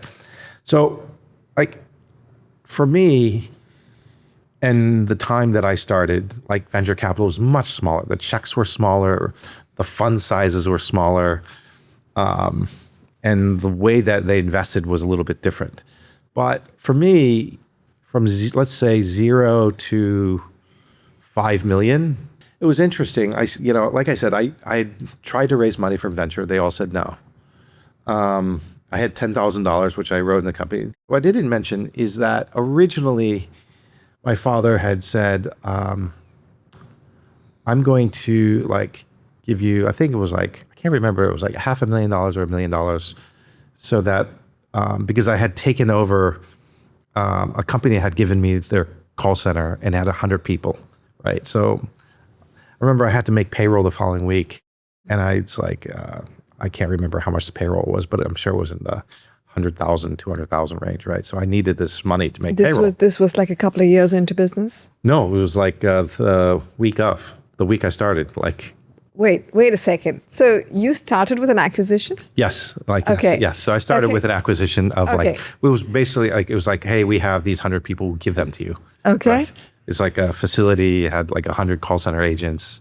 We're renting our software. So I was like, okay, well, you buy Oh, that's this. how you got your first customer Yes, as well. yes, Got it. exactly, Yes. exactly. So they're like, take this call center. But all of a sudden now I have 100 people on payroll, day one, right? And that week that I started, he's like, something happened, I can't give it to you. Okay. I was like, I have to pay these people. Like they just set up this company. They all just moved onto my payroll. I've got to make payroll next week. It's like, don't know what to tell you. Can't do it. So that's when I went to my client and I said, hey, I apologize, but would you mind like fronting me some, prepaying me like 3 months in advance so that like I can have some working capital. And again, they were kind enough to have done that for me. So that's kind of how I was able to get through that first hurdle, right? And with 100 people generating revenue, you're starting to like, cash is kind of moving. It's tight, very tight. But I was able to kind of get through it and then really quickly go find some more customers to, convince people to kind of get on our platform. And so we did that for a few years. It was fine. Thankfully, like I said, my dad was in business. It was a small Asian community. My wife's family was friends with this bank. They knew my parents. They knew my wife's parents. So the CEO of that bank was kind enough to give me $1 million line of credit, right? Nice. Right. So how far into starting was this? like a month. So what? Relationships, networks. Networks. Yeah. So while my father wasn't able to give me the equity capital, their relationships with the bank, they were able to help me get a $1 million line of credit, which helped me with working capital. Right. Okay. So this kind of environment lasted for, quite a bit of time until maybe 5 years later, I wanted to buy my first business. And it was like, I think it was like a $50 million business. I probably bought it for somewhere around $30-40 million. Mm-hmm. And what was your own revenue at that point in time? Revenue at that time was probably like 150 maybe. Right. So it was a fairly significant. No, but it's interesting. Even when you started, you almost started with this team of 100. Yes. Because your customer said, take over my call center. Yes. Right. Yes. So it's almost like that was your blueprint from day one. Yes, from day one. Yes. I studied LBOs. Yes. Buying is faster than building sometimes, Yes. so I was always kind of like, what do I need? Can I buy it? Like the first CFO I hired, my interview question was like, I'm going to buy a lot of companies, but I don't have any money. So do you have a problem with that? And can you figure it out? He's like, yeah, I can do that. Like, perfect. Right. So some of the businesses we try to buy out of bankruptcy court, we tried so many different things, right? I was probably in business. This is like when you want to be scrappy, like imagine being a call center company. What's the number one piece of equipment you need is like a phone switch. Today, CCAS, but that time was a phone switch. I don't think I ever bought my first phone switch until we were like 7, 8, 10 years into business. Because I would go around finding empty call centers that some big company had built, and they would have a switch and then all the cubicles, and we just say, hey, we'll take over your lease, right? At some discounted rate. So we'd get all the equipment and everything for free. So there's always ways to kind of make things happen, even if you don't have money, right? Even so, like early on, I never bought furniture. I had never bought like a phone switch, never bought networking equipment. We would just go around the country looking for like abandoned, nice facilities or companies that were about to go bankrupt and then, buy their assets out of bankruptcy. So there's lots of ways to solve problems. It doesn't have to be traditional, right? And also because a lot of my clients were computer companies, and I was doing the remanufacturing. Like we would actually take all these returned computers, fix them, into Okay. view, and then they would be sold. I was like, why am I buying new computers? I can buy refurbished computers. They're exactly the same. In fact, they're probably better because any defect has already been solved, and I can buy it for like 50 cents on the dollar, right? Yeah. So like I was probably the first in our industry to start to buy remanufactured PCs as well. So very, very cost conscious. very cost conscious because again, constraint Yes. creates like Yeah. creativity, right? Yeah. So like when you are super capital constrained, you solve problems differently, right? And I actually really appreciated being capital constrained because it forced me to think about every single thing that we did. And it forced me to think about, if I don't have the money to get to buy this, is there another way that I can get it, right? And most people would never think that it's possible, but it is very, very, very possible, right? Yeah. Like it is imminently possible, even in today's world, because there's so much waste that happens in the world. Someone's waste is our gold, Yes. right? And we just found a way. And then quite honestly, those are probably some of the most fun times. I mean, like thinking of ways to get capabilities, equipment, technology without spending any dollars, right?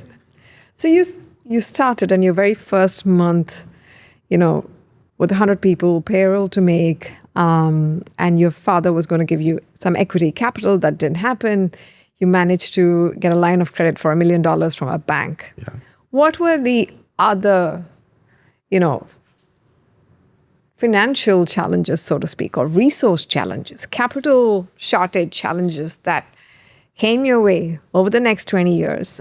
And at each milestone, how did you solve for them? Wow. Give me 3 or 4 examples.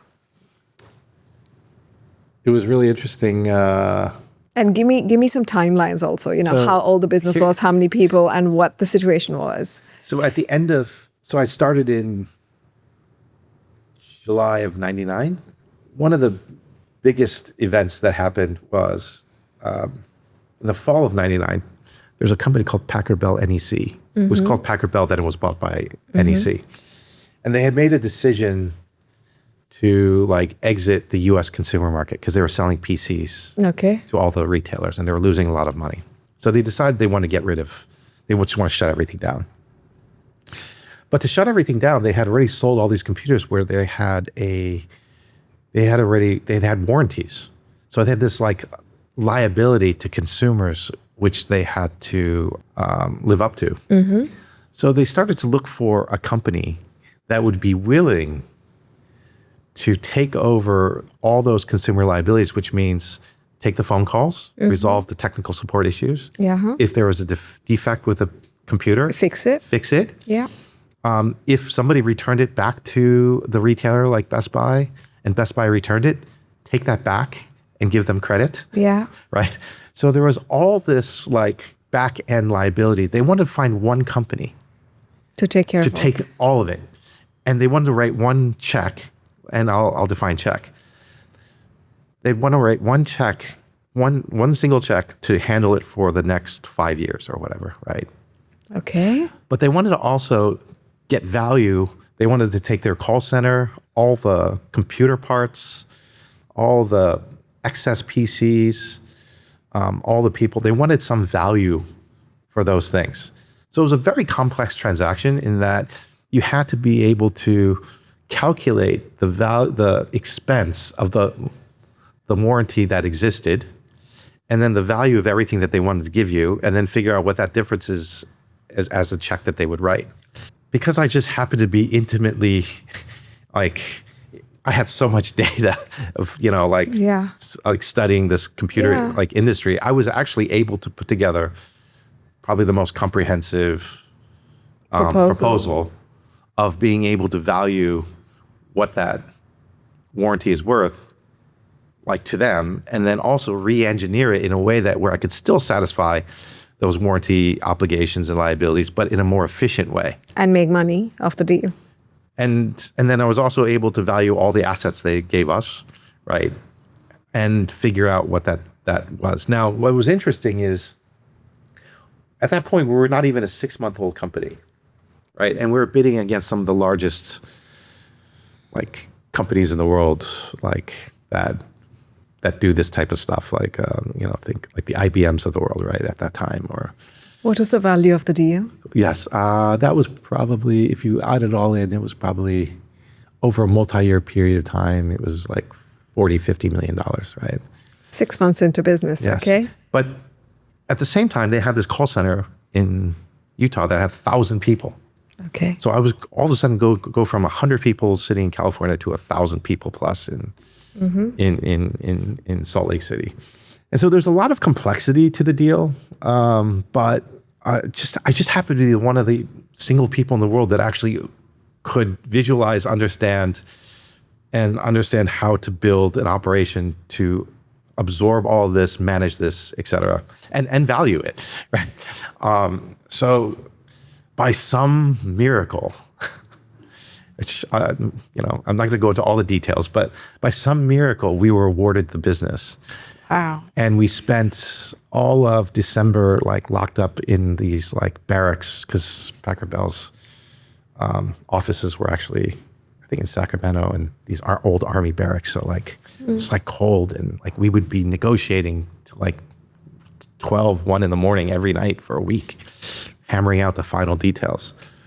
But somehow we got through it. I won't go into every single detail of it, but I would say that through that experience, there was probably 5 unovercomable hurdles that I had to figure out how to overcome. Mm-hmm. Like any one of them should have been able to Stall the deal. Somehow we were able to find a resolution for all 5 of those. And on 12/31, 1999, 1,000 people transferred over to us, and tens of millions of dollars of product came into a warehouse that I just rented. Right?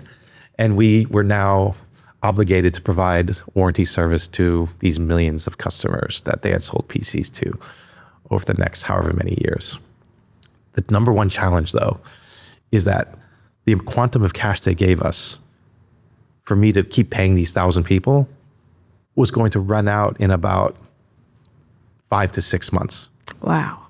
So I needed to get another customer that would need 1,000 people of tech support. So I quickly went and like analyzed the retail shelves of like every, Best Buy, Circuit City, whatever at that time. And I found a company then, it was called E-Machines, and they had essentially taken over all of Packard Bell's shelf space. And so I called a friend of mine. They knew the owners of the company and the CEO of the company. So through relationships, I was introduced to the CEO of the company. And he had actually tried to buy that Packard Bell. He had tried to do the deal himself, unbeknownst to me. Okay. So he had heard that they were shutting down. So he was trying to do the deal, but he didn't win. So I ended up winning. And so he's like, okay, I know this deal. There's 1,000 fully trained, great tech support agents. Let's do a deal, right? Mm-hmm. But he's like, but you guys are just so young. In order for me to do this, we're going to have to do an equity swap. Okay. And this was not a public company yet, but they ended up going public. So we ended up doing a small equity swap. So they got shares in our company, I got shares in their company, just to make sure that our interests were aligned because we're so young. Okay. And so this is a little bit of creativity to help overcome their fear of giving us all their 1,000-person tech support deal.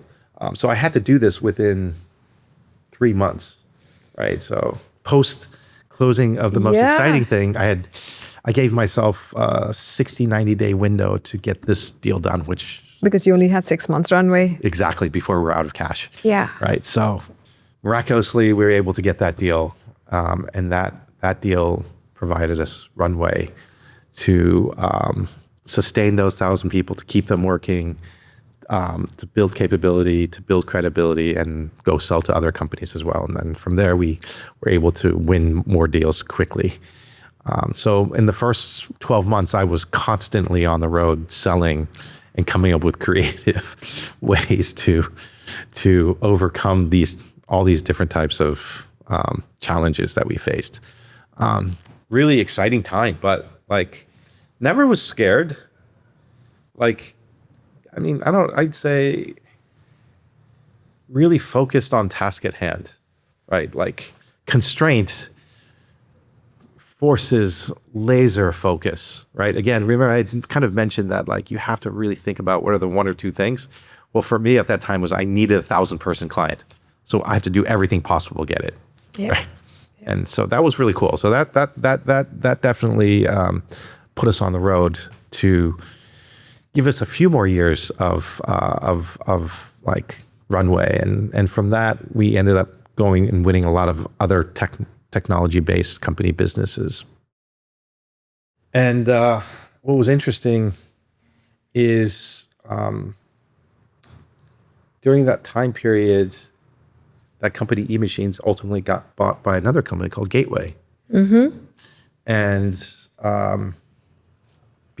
they were all now my customers, and I knew them all. I knew the owners, the managers, the CEOs, and the CEO of eMachines became the CEO of Gateway. And he said, I really want you to come over here and be the CIO. I want you to like completely transform the tech stack. I want you to help us come up with a really like differentiated direct to consumer, because they're competing with Dell that time. I want you to come up with a much better way to do it. The benefit to you is you'll learn how to run a public company. He's like, the benefit to me is you're going to build me this great infrastructure, technical infrastructure. And I was like, gosh, you know, I probably should, this will be my MBA. I'm going to learn how to run a business. This guy, gentleman, Wayne Inouye, was so nice. He was like, come do this. And I was like, even though but they were our largest customer too. So there's inherent conflicts, things that we had to overcome, which ultimately we did. And so I took a year off and I went to be the CIO for Gateway.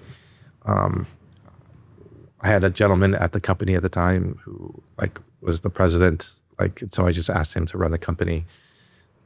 So Joyce, the president, and a few others ran the company while I went to learn how to run a public company and help them rebuild their tech stack, which was... What a nice, refreshing experience for you. Oh my gosh, I learned so much, right? Like I learned, because at that point, I'd only run, let's call it small business, right? Now I saw what a true organizational structure looked like. How big was Gateway then? 10 billion, right? So like now all of a sudden I have a view to how a large organization operates: finance, HR, right? FP&A, comp, right? Like legal, even like program management. Like how do you orchestrate and coordinate a global organization? What are the tools and structures that you use to do that? So how old was Alorica at this point in time? Maybe 6 years old. 6 years old. Yeah. I think a lot of entrepreneurs would hesitate to do this, to step away for a whole year in a business that's growing as fast as Alorica was. Yes. I can totally see the excitement around the learning and the opportunity. I think, right? I think to me, it's like a paid MBA, like you say. Somebody's paying you to learn. Exactly. And I love that. And I, you know, like as a founder and CEO, nobody really ever tells you that you're wrong. Right? You know, like, yes, customers will. No, yeah, well, I can totally see how in some cultural context to see the founder stepping away for a year, or even if, like, I mean, if you're VC funded, you couldn't even think of that. Yes. You cannot do that. That's not okay. And I can see how in some cultures, they'd be wondering, is something wrong that you're going getting a job? You know what I'm saying? Yes. I'm sure, looking back, there would have been questions around you as well. Well, but to be fair, you made that choice. They were to be fair, they were our largest customer as well, right? So, like, I mean, I probably knew more about their business, and you know, they needed us to be successful as well, to make sure that we could support them. But yes, it is a very unnatural thing to do. Yes, yeah. Very unnatural. Very unique. Yeah. Very unique and so fascinating. Yes, but I would tell you that's you're richer with that experience. In so many different ways. Like, one of the biggest lessons that I learned is like peer-to-peer relationships. Yeah. I had never had a peer. Yes, because it's you trying to figure everything out, and it's like, hey, usually, you know, you decide you want to do something, you just do it. All of a sudden, when you have peers and your decisions impact across the organization, you learn that you actually have to build relationships within the organization. And there's a lot of give and take in relationship Yes. building with peers. And I think... And you also have people to discuss things with now, Yes. right? Yes. Brainstorm with. But I think mostly what it gave me is sensitivity to my direct reports in terms of the additional things that they have to consider when they're making a decision, right? I never had appreciation for, like, if I'm in charge of IT and I'm making this decision and it's going to impact operations and finance, I have to have buy-in to ensure that that decision is going to be something that they will support. Because if they don't support it, then your chance of succeeding, of getting a decision made and then of successfully implementing can also have like impact as well. So it allowed me to have empathy when I went back to run the company, to understand that you have to give your team space and opportunity to like have different types of conversations, right? And so I think I also became, just from a leadership perspective, significantly more empathetic. Because before, I don't think it never even crossed my mind that like, you know, cross-functional interdepartmental relationships mattered. I mean, I'm so naive, like, having never experienced it. But so so many great lessons in that period of time. You know, also lots of frustrations. Right? Like, you know, like I also learned that I'm not equipped to work in a large organization, you know? And so like, I couldn't wait. Like, I remember I couldn't wait to get back. I had so much pent up energy because in that environment, It's more tempered. it's more tempered. Like I might have 20 ideas of which I can only implement 2. And then the other 18, I'm like, geez, if we only did these 18 other things, like everything would accelerate. Why aren't we moving as fast as I think we should move? So the pace of how things happened, It's very different. and the decision-making process, like, was so frustrating for me because I was so used to just like, I see it, I believe it, I want to do it. But here it's like, I see it, I believe it. Now I got to go convince everybody else. And then they all have a say in the time frame. Like I could say tomorrow, but they would say, no, it would be 6 months. I'm like, what's happening here? Like, this is really important. Like, you know, so anyway, like I think that was both one of the greatest learning moments in my life and probably one of the most frustrating moments in my life. It's just not being able to do things at the pace and speed in which I would expect things to be done. Got it. So I think after a year and I left, When I you came back, oh my gosh, I was like I felt like I was a horse at a race, keep banging on the door, waiting for the door to open. When it opened, I couldn't stop running. Like I probably did more in that first 6 months. So much pent up energy. The 2 things I came out with were like, tech business is very thin margin. Yeah. Very, very risky. So I'm like, we have to diversify. That's when I made the decision coming back to diversify into wireless. And immediately within 6 months, I had bought like multiple companies. Yeah. And how did you fund each of these acquisitions? Getting to know bankers who like were covering the space. There was a banker that covered the space that's bought and sold assets, and I got to know him and I told him what I was looking for, and then he would show me, he would end up representing the seller and then I'd convince me to be the buyer, or I'd mostly convince him to let me be the buyer. Yeah. And at that time, like I remember the first one I went into, it was the same thing. It was very funny. There was like probably 6 bidders. I told the banker, I want to be first one. So I told the CFO, bring a check. We're going to do this crazy thing. We're going to go in there and we're going to write a check we're just going to give them the check and tell them to go cash it, and they don't have to have any more meetings. Just close the bidding. Let's just close it. Right. And did it work? Yeah, we ended up buying. Okay, Yes, nice. it did Good work. for you. They actually did. There was some competitors. It was funny. They were actually already in the airport. They told them they didn't need to come. They could just go home. So it did work. So like I used to, So you're very confident about money and dealings in money. Yeah, I think, again, that's why the first principle is clarity of objective, right? And then with clarity of objective, you should have clear mind on risk. And then you have to have very clear view on how much are you willing to take that risk to achieve your objective, right? So once I have clarity of purpose and objective, and I've already assessed all the risk, then then all that's required is bold moves to preempt, and reduce all outside risk, and things so that your percentage chance of achieving an objective is increased, right? So that's kind of generally how I think about things, right? It's funny, a gentleman that worked for me used to say, he's like, people think you're so willing to take risk. He's like, and which is true, if you look at my profile, my personality profile, I'm on the 1% of ability to take risk. I don't feel those things. But he's like, what people don't realize is that you've thought 10 steps ahead of what that means to take that risk. Yes, you've assessed the risk, and you're not taking uncalculated risks, right? You're taking highly calculated risks. And anything that I do, when I do it, I'm already prepared to lose 100% of whatever it is that I was doing, right?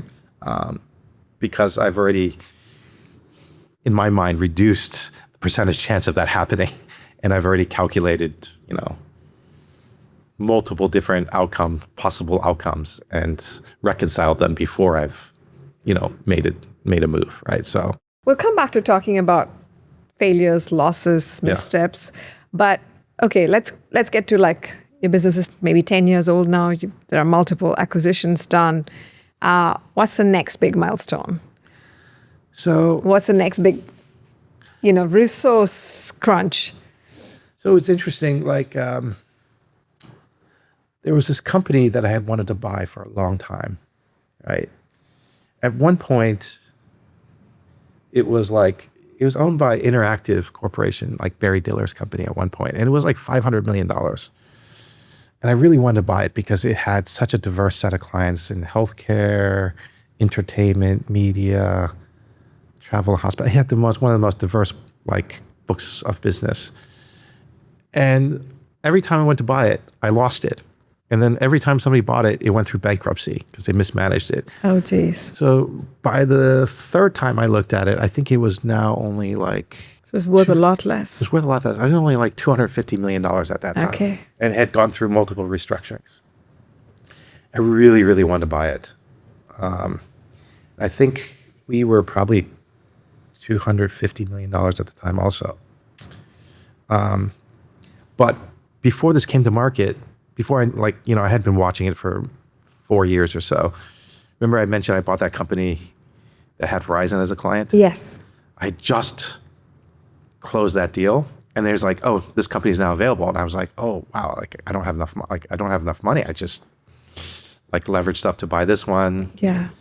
And so but I really want that one. I've wanted it for so long. It's probably perfect timing, And so somehow I was able to work with our lenders, and they were able to increase my capacity.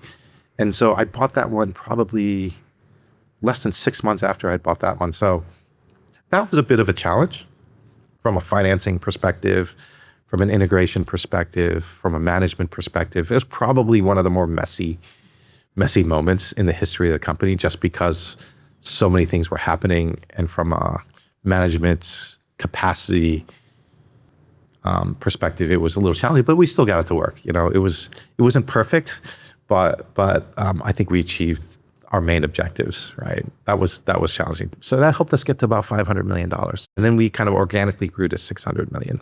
Nice. So you were already doing. Alorica was already doing $250 million in revenue. Yeah. This other company was valued at $250. Or had about $250 million of revenue also. In revenue. Yeah. So how was that deal structure? What was the value of that company? It was probably somewhere in the 150, 200. Would the bank literally lend you that entire money? Yes. That entire 100%? Yes. Because there was a business with revenue and history? Yes. Okay. And trust that we could improve the business from a revenue and profitability perspective. Got it. And what were interest rates like those days? Oh, so that's the other thing. Like I always say I'm a product of like cheap money, because when I was doing all these deals, interest rates were so low. So my cost of capital, because we had built relationships, because we had always proven to be accountable and responsible to deliver what we said we would, our cost of capital at that time was like 2%.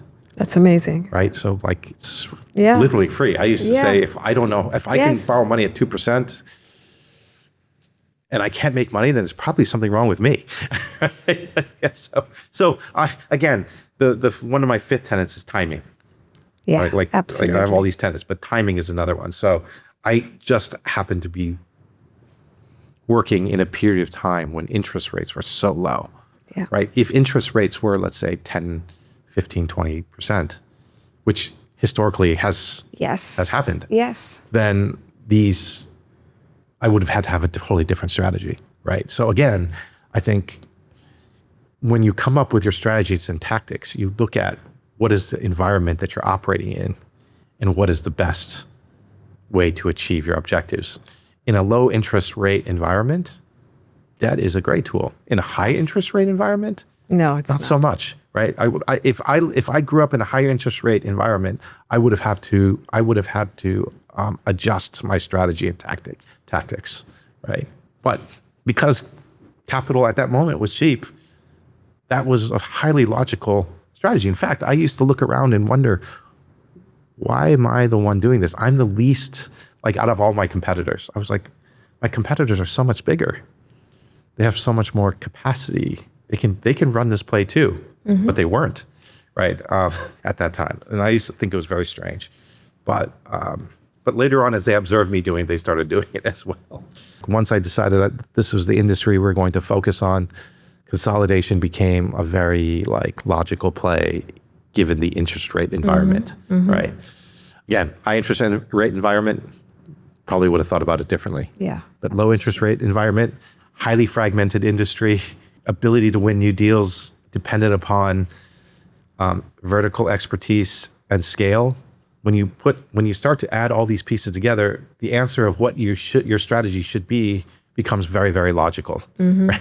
And so for that moment in time, to me, creating an organization with more vertical expertise, greater scale in terms of capacity and many other delivery geos, so not just the US, but Latin America, Philippines, India, all these things became a part of my broader strategy, right? As I thought about like, what does this company need to look like to be successful, right? And then how do I achieve it in the most efficient and quickest way possible, right? But again, that's because I happen to be in an industry that was highly fragmented and have very low interest rates. Yes, absolutely. Yeah. So you've just acquired a company at $150 million. You had $250 million of your own revenue. This other company is $250 million in revenue. So that's $500 million in revenue. How old was Alorica then? Maybe like 10, 12 years old. To go from there to double the revenue, like, what was that like? So in terms of tapping into resources required, did you continue acquiring businesses or did you grow organically? We grew organically to about 600. Okay. And then one of the pioneers of the industry was a company called West Industries, right? And they had two parts of their business. They had a call center business, and then they had a unified communications business, a UCaaS business. Okay. And it was a public company, and they decided they were going to sell the call center business, and that was about $550 million. I did the same thing. I was like, okay, like I got to get to $1 billion. I think that's the minimum scale you need to have to be able to compete, right? For the largest opportunities in the market. So it went through a sale process. Again, I was not the high bidder. I lost. And I remember I was with my family on vacation when I got the phone call that we had lost a bid. And I was like devastated. I was like, oh my God, this was the deal that I needed to get us to the $1 billion mark, right? Yeah. It had a lot of assets that I was interested in, capabilities I was interested in, legacy that I was interested in. And I was so distraught. And but then I found out who the buyer was, and I knew they were tough negotiators. And I knew the seller was also tough. So I was like, there's probably a chance this thing comes back to me. Okay. So they had a 4-week window of exclusivity. I think 4 weeks and a day later, the CEO called me and asked me to have lunch with him. And he had a piece of paper. And he's like, if you can meet these conditions, then I'll sell you the business. And so I was like, I looked through them. There's really nothing in there that was overly objectionable. And, we went through them one by one and ended up buying it, like closing that deal. And all of a sudden we were $1 billion business, right? And I had a whole like multi-year plan for integration. But like 6-7 months later, somebody called me and said, hey, we have this asset. It's $1.05 billion. We really think we should merge the two companies. And I was like, I'm not ready. I just did this. I need like another 12 to 18 months to do what I need to do. And they're like, opportunity doesn't knock twice. There were other of our larger competitors that also wanted this asset. So they're like, if you want it, you're going to have to do it now. So I ended up taking So here we come assets. back to opportunity knocks when you're ill-prepared. Yes. Okay. And I knew it was going to be bumpy. And it was very bumpy. So how was that deal structured? So that deal was a little different. So every other deal we paid cash. This deal, they didn't want cash. They wanted to roll. So we ended up just doing an equity swap. So I ended up giving them like 30-some% of the company in exchange for their business. So we became partners. So that's how I ended up with a partner. Okay. Right. Okay. Which is which is the largest bank in the world. But it's interesting. There was many had to be learned in this one.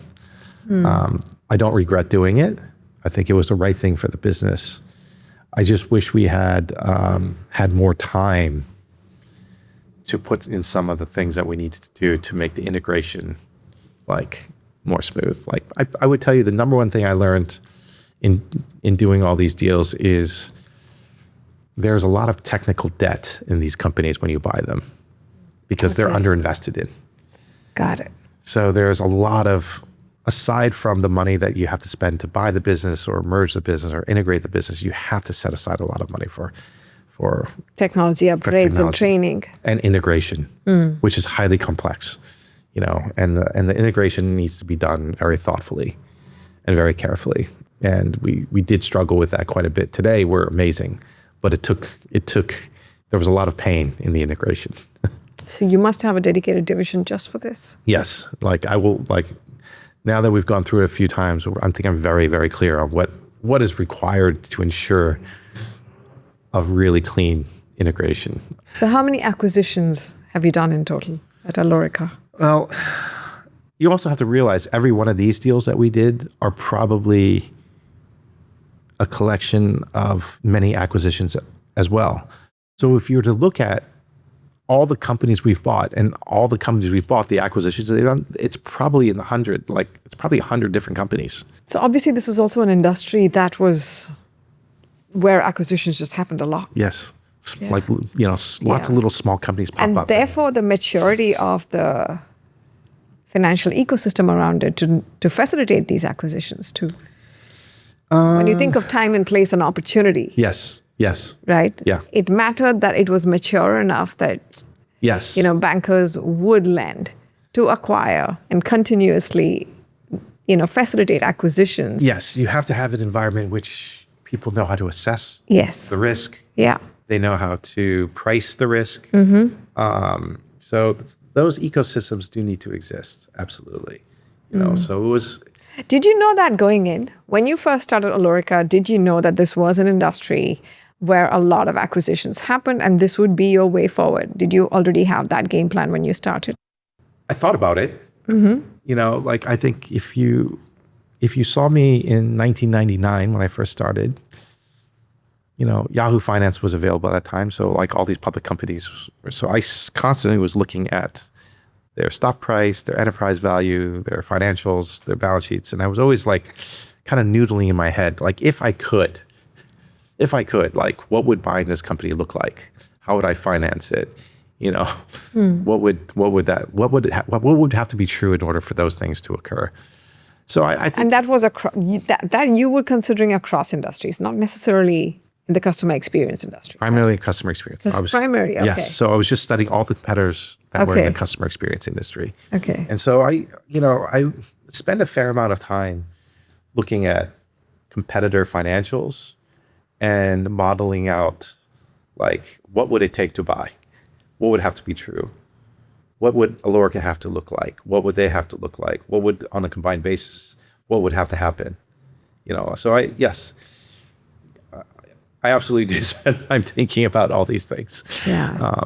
Yes. At that time, I spent a lot of time thinking about many, many possibilities, right? Because you're building your business, so you're trying to think through what are all the different avenues. And so some are available, some are not so available. But you should study everything to always be prepared, right? Tell me about the one thing that you would consider a failure that taught you a lot. I would say the technical integration of these three large companies was probably my greatest failure. If it had been done perfectly, we would probably be $10 billion today.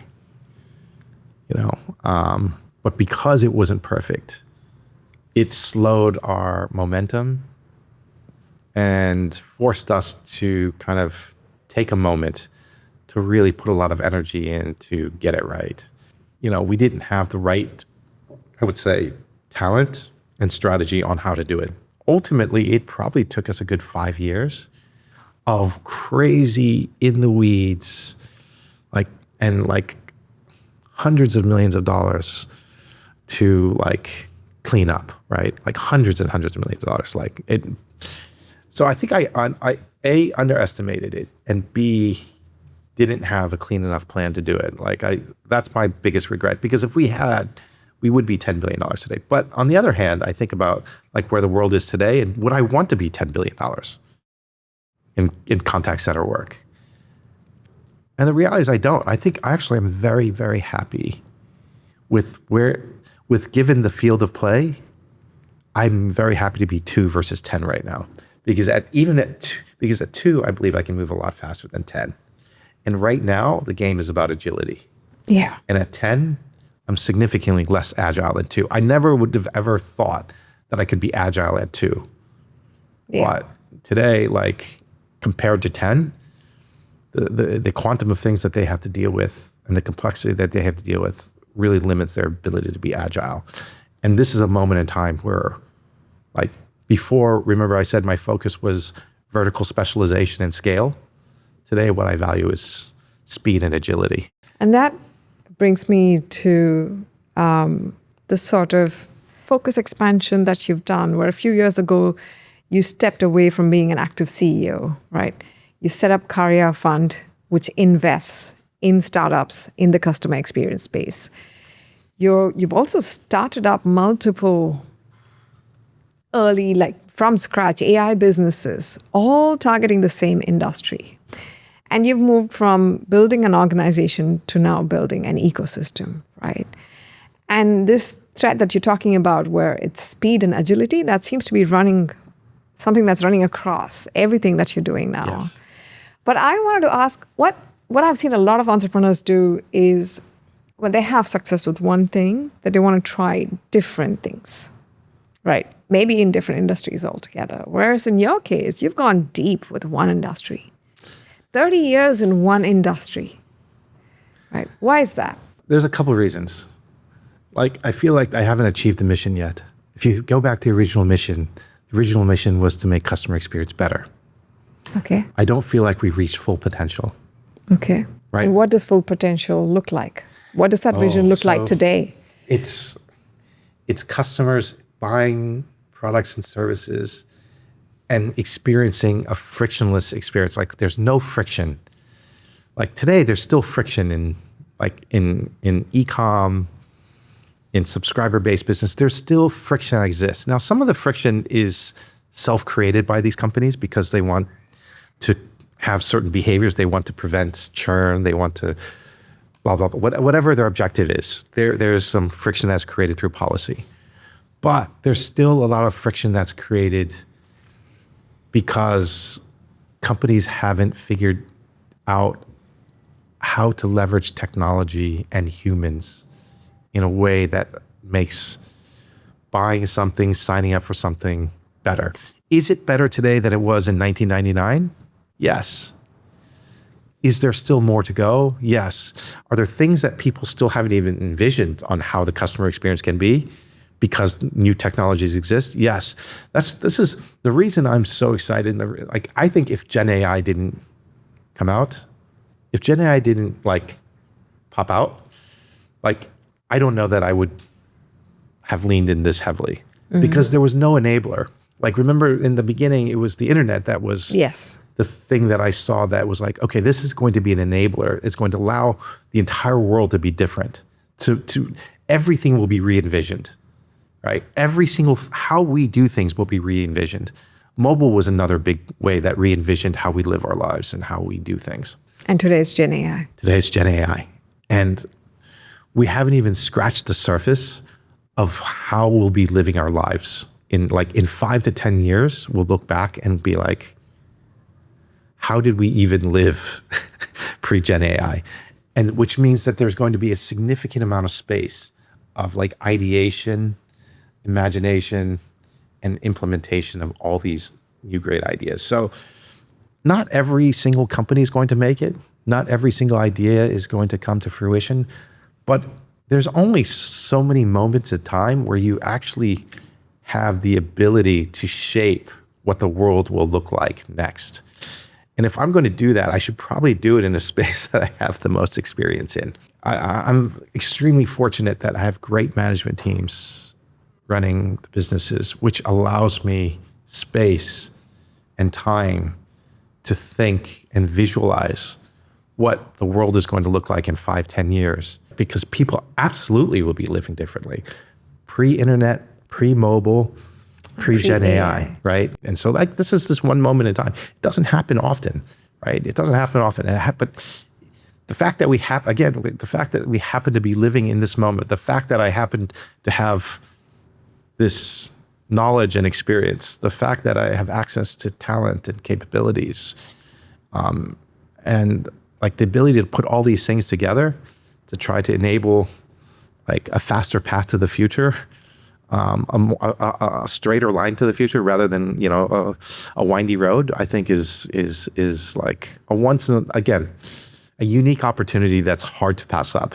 This, I feel almost like you feel the same about this like you did about software. Yes. When you were 28. About exactly the same about SaaS.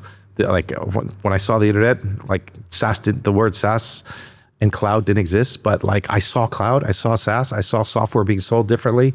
I saw software being delivered and built differently. Now, with Gen AI, you can see how software is going to be built differently again, right? But beyond that, you can also see how people's lives, how people are going to live differently, because before it was access to information with the internet. We access to information we didn't used to have. Now we're going to have access to intelligence that we didn't have before. The friction that exists due to incorrect information, improper instruction, all these things are going to change because we're going to have highly accurate information delivered in a highly consistent fashion, on a highly repeatable way with unlimited capacity, which is incredible. It's incredible when you start to use that as a framework to think about how people will live and how they'll make decisions, and it starts to become insanely crazy. So it's, how can you not participate in this moment in time? So do you feel a lot of the fear around AI and how it's going to displace the need for human talent is unfounded. Will AI replace functions that humans do today? Yes. Is that a good or bad thing? I think in the long run, it's a good thing. Technology, if you think about it, has always forced changes in what humans do. It would be like saying, is it good that we have machinery that can move boulders, rather than having to use 1,000 men to carry them, right? That's progress. Why is it better to have 1,000 men carry a boulder when we can have a piece of equipment that can pick it up with one man operating it? That's positive for humanity, right? And ultimately, I think fear is probably one of the most underlying human emotions that prevents progress, right? Progress can only happen when you get rid of fear. You have to eliminate fear because you have to have a belief. The number one thing you have to believe is that humans will adapt. They constantly adapt. Has there been a moment in time when humans have not adapted to the technology that's been provided? Has there been one moment in time where technology hasn't improved life for the overall? I can't think of a moment where technologies, except for maybe weapons and nuclear weapons, et cetera. But if you think about generally, technology has advanced standard of living for humans. Now, does that mean that there isn't going to be transitionary periods? Of course not. To expect that change occurs without some level of disruption and pain is would be not realistic or practical. Are there things that companies and countries and nations can do to smooth that path? Yes. Do I think that as a world that we have enough intelligent people that can find ways to improve that path? Yes. But do I think once we get to the other side that humans will have a better quality of life? Absolutely.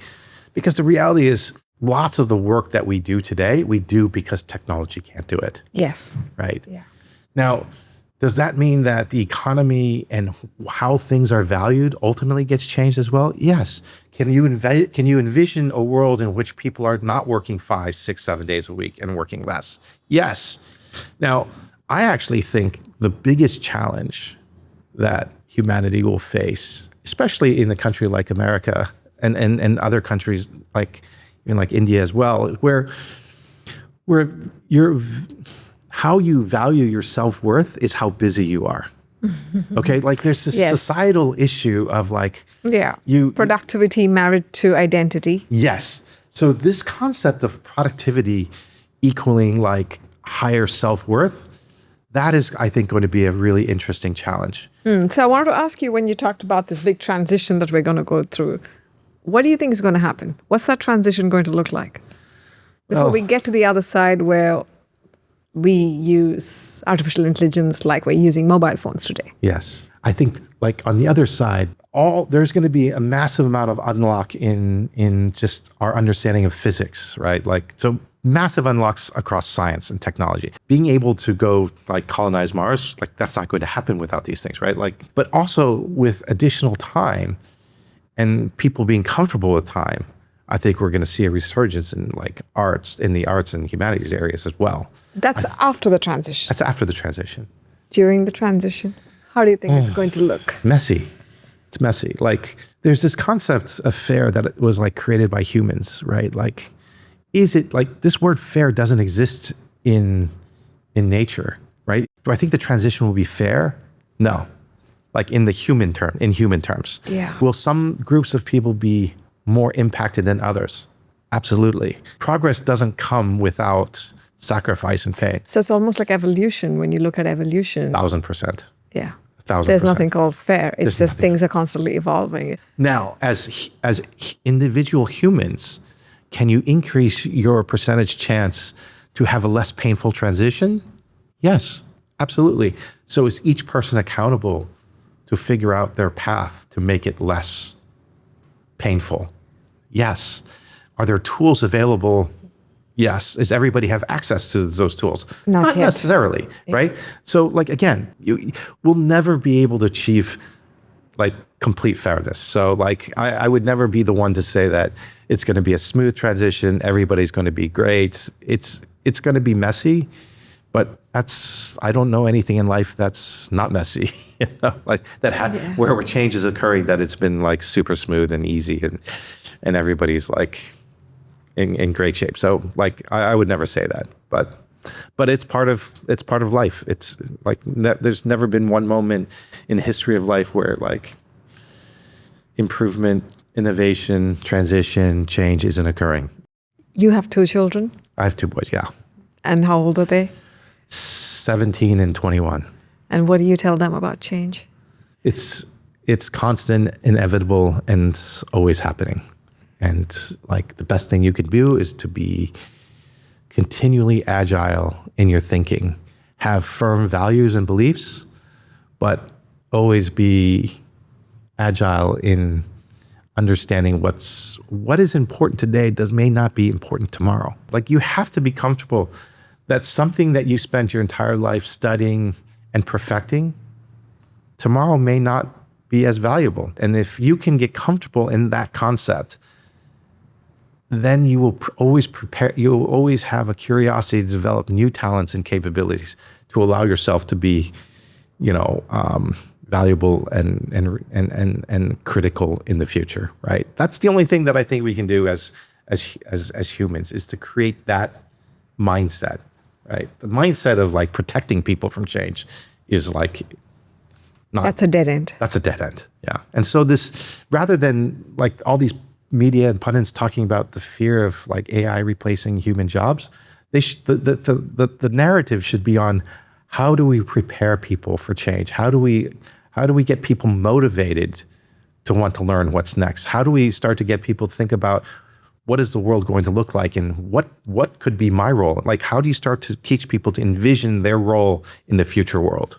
How much money have you actively put in till date in the last few years into AI for your industry, in the various businesses and through your fund? This is probably $40-50 million. Again, I don't necessarily, I understand the game of like king making. Mm-hmm. Like, I do think that the king making strategy can be effective. I wasn't asking from a king making strategy point of view. I was asking more from the AI. How you feel about AI, and therefore what you're investing in. So when things are early on, this is where I think venture should play its role, which is you spread out as much as you can. Not large amounts, but just small amounts. It's like planting seeds. You don't know what's going to grow, because some plants will be in a spot where there's more sunlight and a perfect amount of rain. One seed might be in somewhere where there's like some coverage and they're not getting enough sunlight and they're not getting enough water or not getting enough minerals. So you don't know, right? Like, so early stage is about spreading seeds as widely as you can. So that's what you're doing right now. Yes. You're just investing in a bunch of things, all in the same industry. Yes. And then see as an ecosystem play. Yes. To see what works. And then observe. Yeah. Because like while I do have a perspective on where I think things will go, my job isn't to be right. I don't take pride in like pride of ownership in having the right vision. My job is to have a perspective of where the world is going, invest in lots of things, watch as like the industry moves and shifts, observe behaviors, observe what's taking hold, where people are gravitating to, what's working, what's not working, and then constantly adjusting, right? One last question.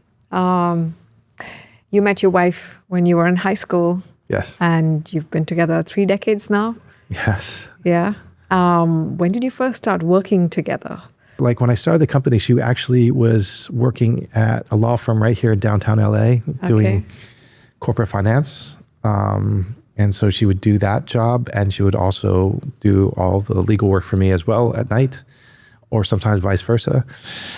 So she basically had 2 jobs when I started the company. And then about 6 to 9 months in, she's like, I can't just keep working 24 hours a day doing 2 jobs. Because, being an attorney in a large law firm, I mean, It's also quite demanding. it's very demanding, right? So Yeah. like she was basically working 24 hours. She's like, I can only do one. So one day she came home. She's like, I quit my law firm job and I'm going to do this full time for you. I said, don't you think that should have been something we should have discussed? I go, I don't know if this is going to work. And like, it's nice to have your income.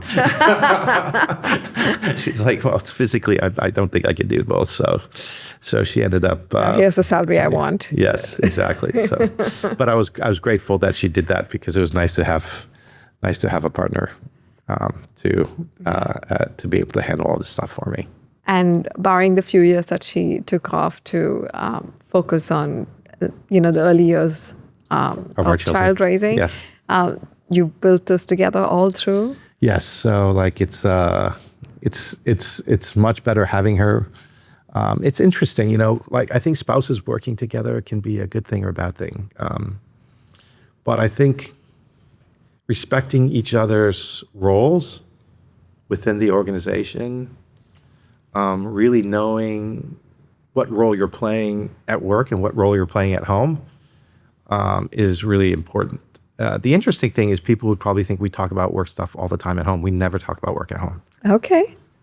Like home is for home, work is for work, and maybe some scheduling things. But I try not to let my burdens be her burdens, and she tries not to let her burdens be my burdens. And I think, allowing some space and separation has been helpful for us.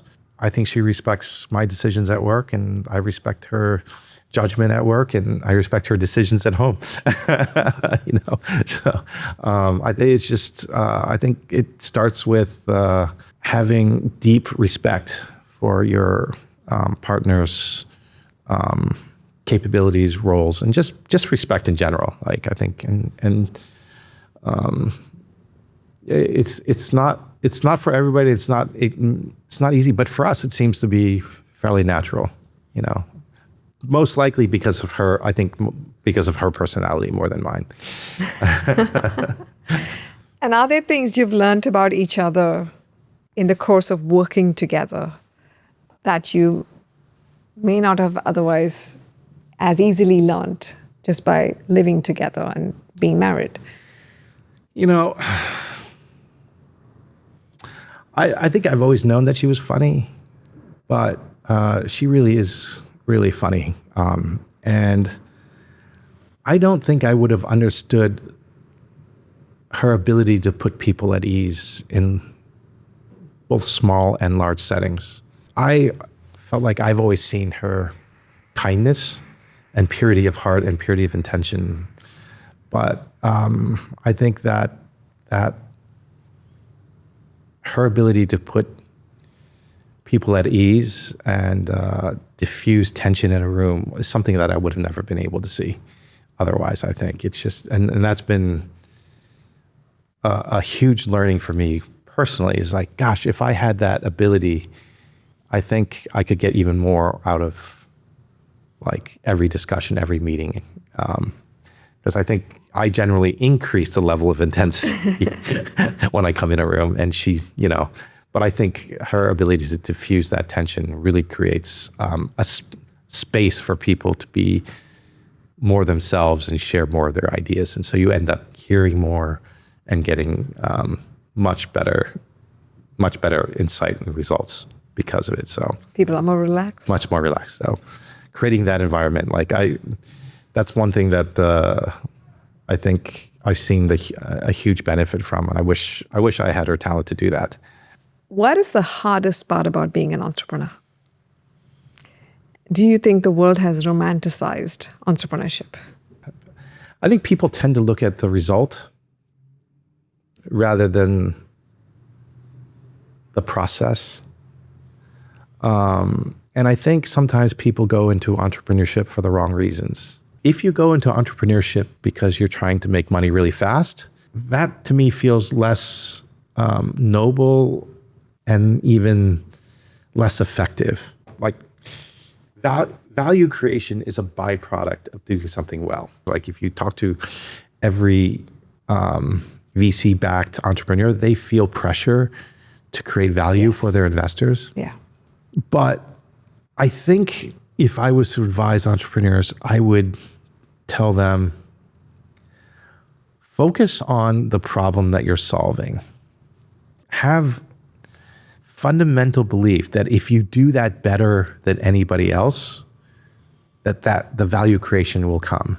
You know, the best businesses in the world have had the patience to do it right? Like just use Amazon as a great example. Like in the beginning, they didn't make money, right? And like if you go back and you read their early investor reports and you read all these analysts would like destroy them because they're unprofitable and they're just all these things. And credit to Jeff Bezos for having the vision and patience to say, look, if you don't like it, don't be an investor, but I'm building something that's going to take time to build. And yes, we may not be profitable, but like, if you believe in what I believe, and when I get to where I need to get to, this business will be highly valuable, right? And I think great entrepreneurs have to have that faith to be able to tell their investors, just look, if you want to go on this ride with me, this is what the ride will look like. And I think Bezos was very fair. He never tried to like hide from the fact that he was going to be like not profitable. He told people, right? Yes, did he get criticized? Yes, he got criticized, right? But did he succumb to that criticism? No, he had vision and faith, and you have to stick to it. And so I think some of the hardest things about being an entrepreneur is that you will have lots of constituents, right? Like even Jensen Huang and NVIDIA, like it's not like these GPUs just came out of nowhere. Yeah. He's been investing for decades. And if you go back and look pre-Gen AI, he was getting destroyed for the amount of money he was spending in there. So like as an entrepreneur, you have to have faith in what you're doing, and you have to be able to have thick enough skin and strong enough belief in what you're doing to deal with the criticism that inevitably will come. It's inevitable. Like you always will be criticized. If criticism can shake your faith, then you shouldn't be an entrepreneur, right? Right? You cannot let someone else's opinion shape like the faith in what you're doing, especially if you believe it's going to take time. And great things always take time. Nothing happens overnight. Like it may feel like it to people, but nothing ever happens overnight. You just hear the story at the end of it. You just hear the story at the end of it. So like, I think the thing that I would definitely encourage all entrepreneurs is have a realistic view of how long it's going to take you to like accomplish what you want to accomplish, and make sure that the people that you bring along for the ride, whether they're capital partners, team members, co-founders, like all have family. Family, all have that faith. They all have to believe, right? And don't let anybody shake you off that, because it's, I mean, I've seen too many companies be overly influenced by investors and then somebody else's pace, and then ultimately make sacrifices, changes that derail what could have been something great. You know, like it's very, very rare that things are overnight. Like, I don't know, like you could say Anthropic is overnight, but is it? But it's still early innings. We don't know where the final chapter will end. Yeah. Have faith in yourself. Wonderful. Thank you, Andy. Of course. It's great. What a pleasure to have you on the show. Thank you so much for making the time. Of course. So it's great to chat with you as well.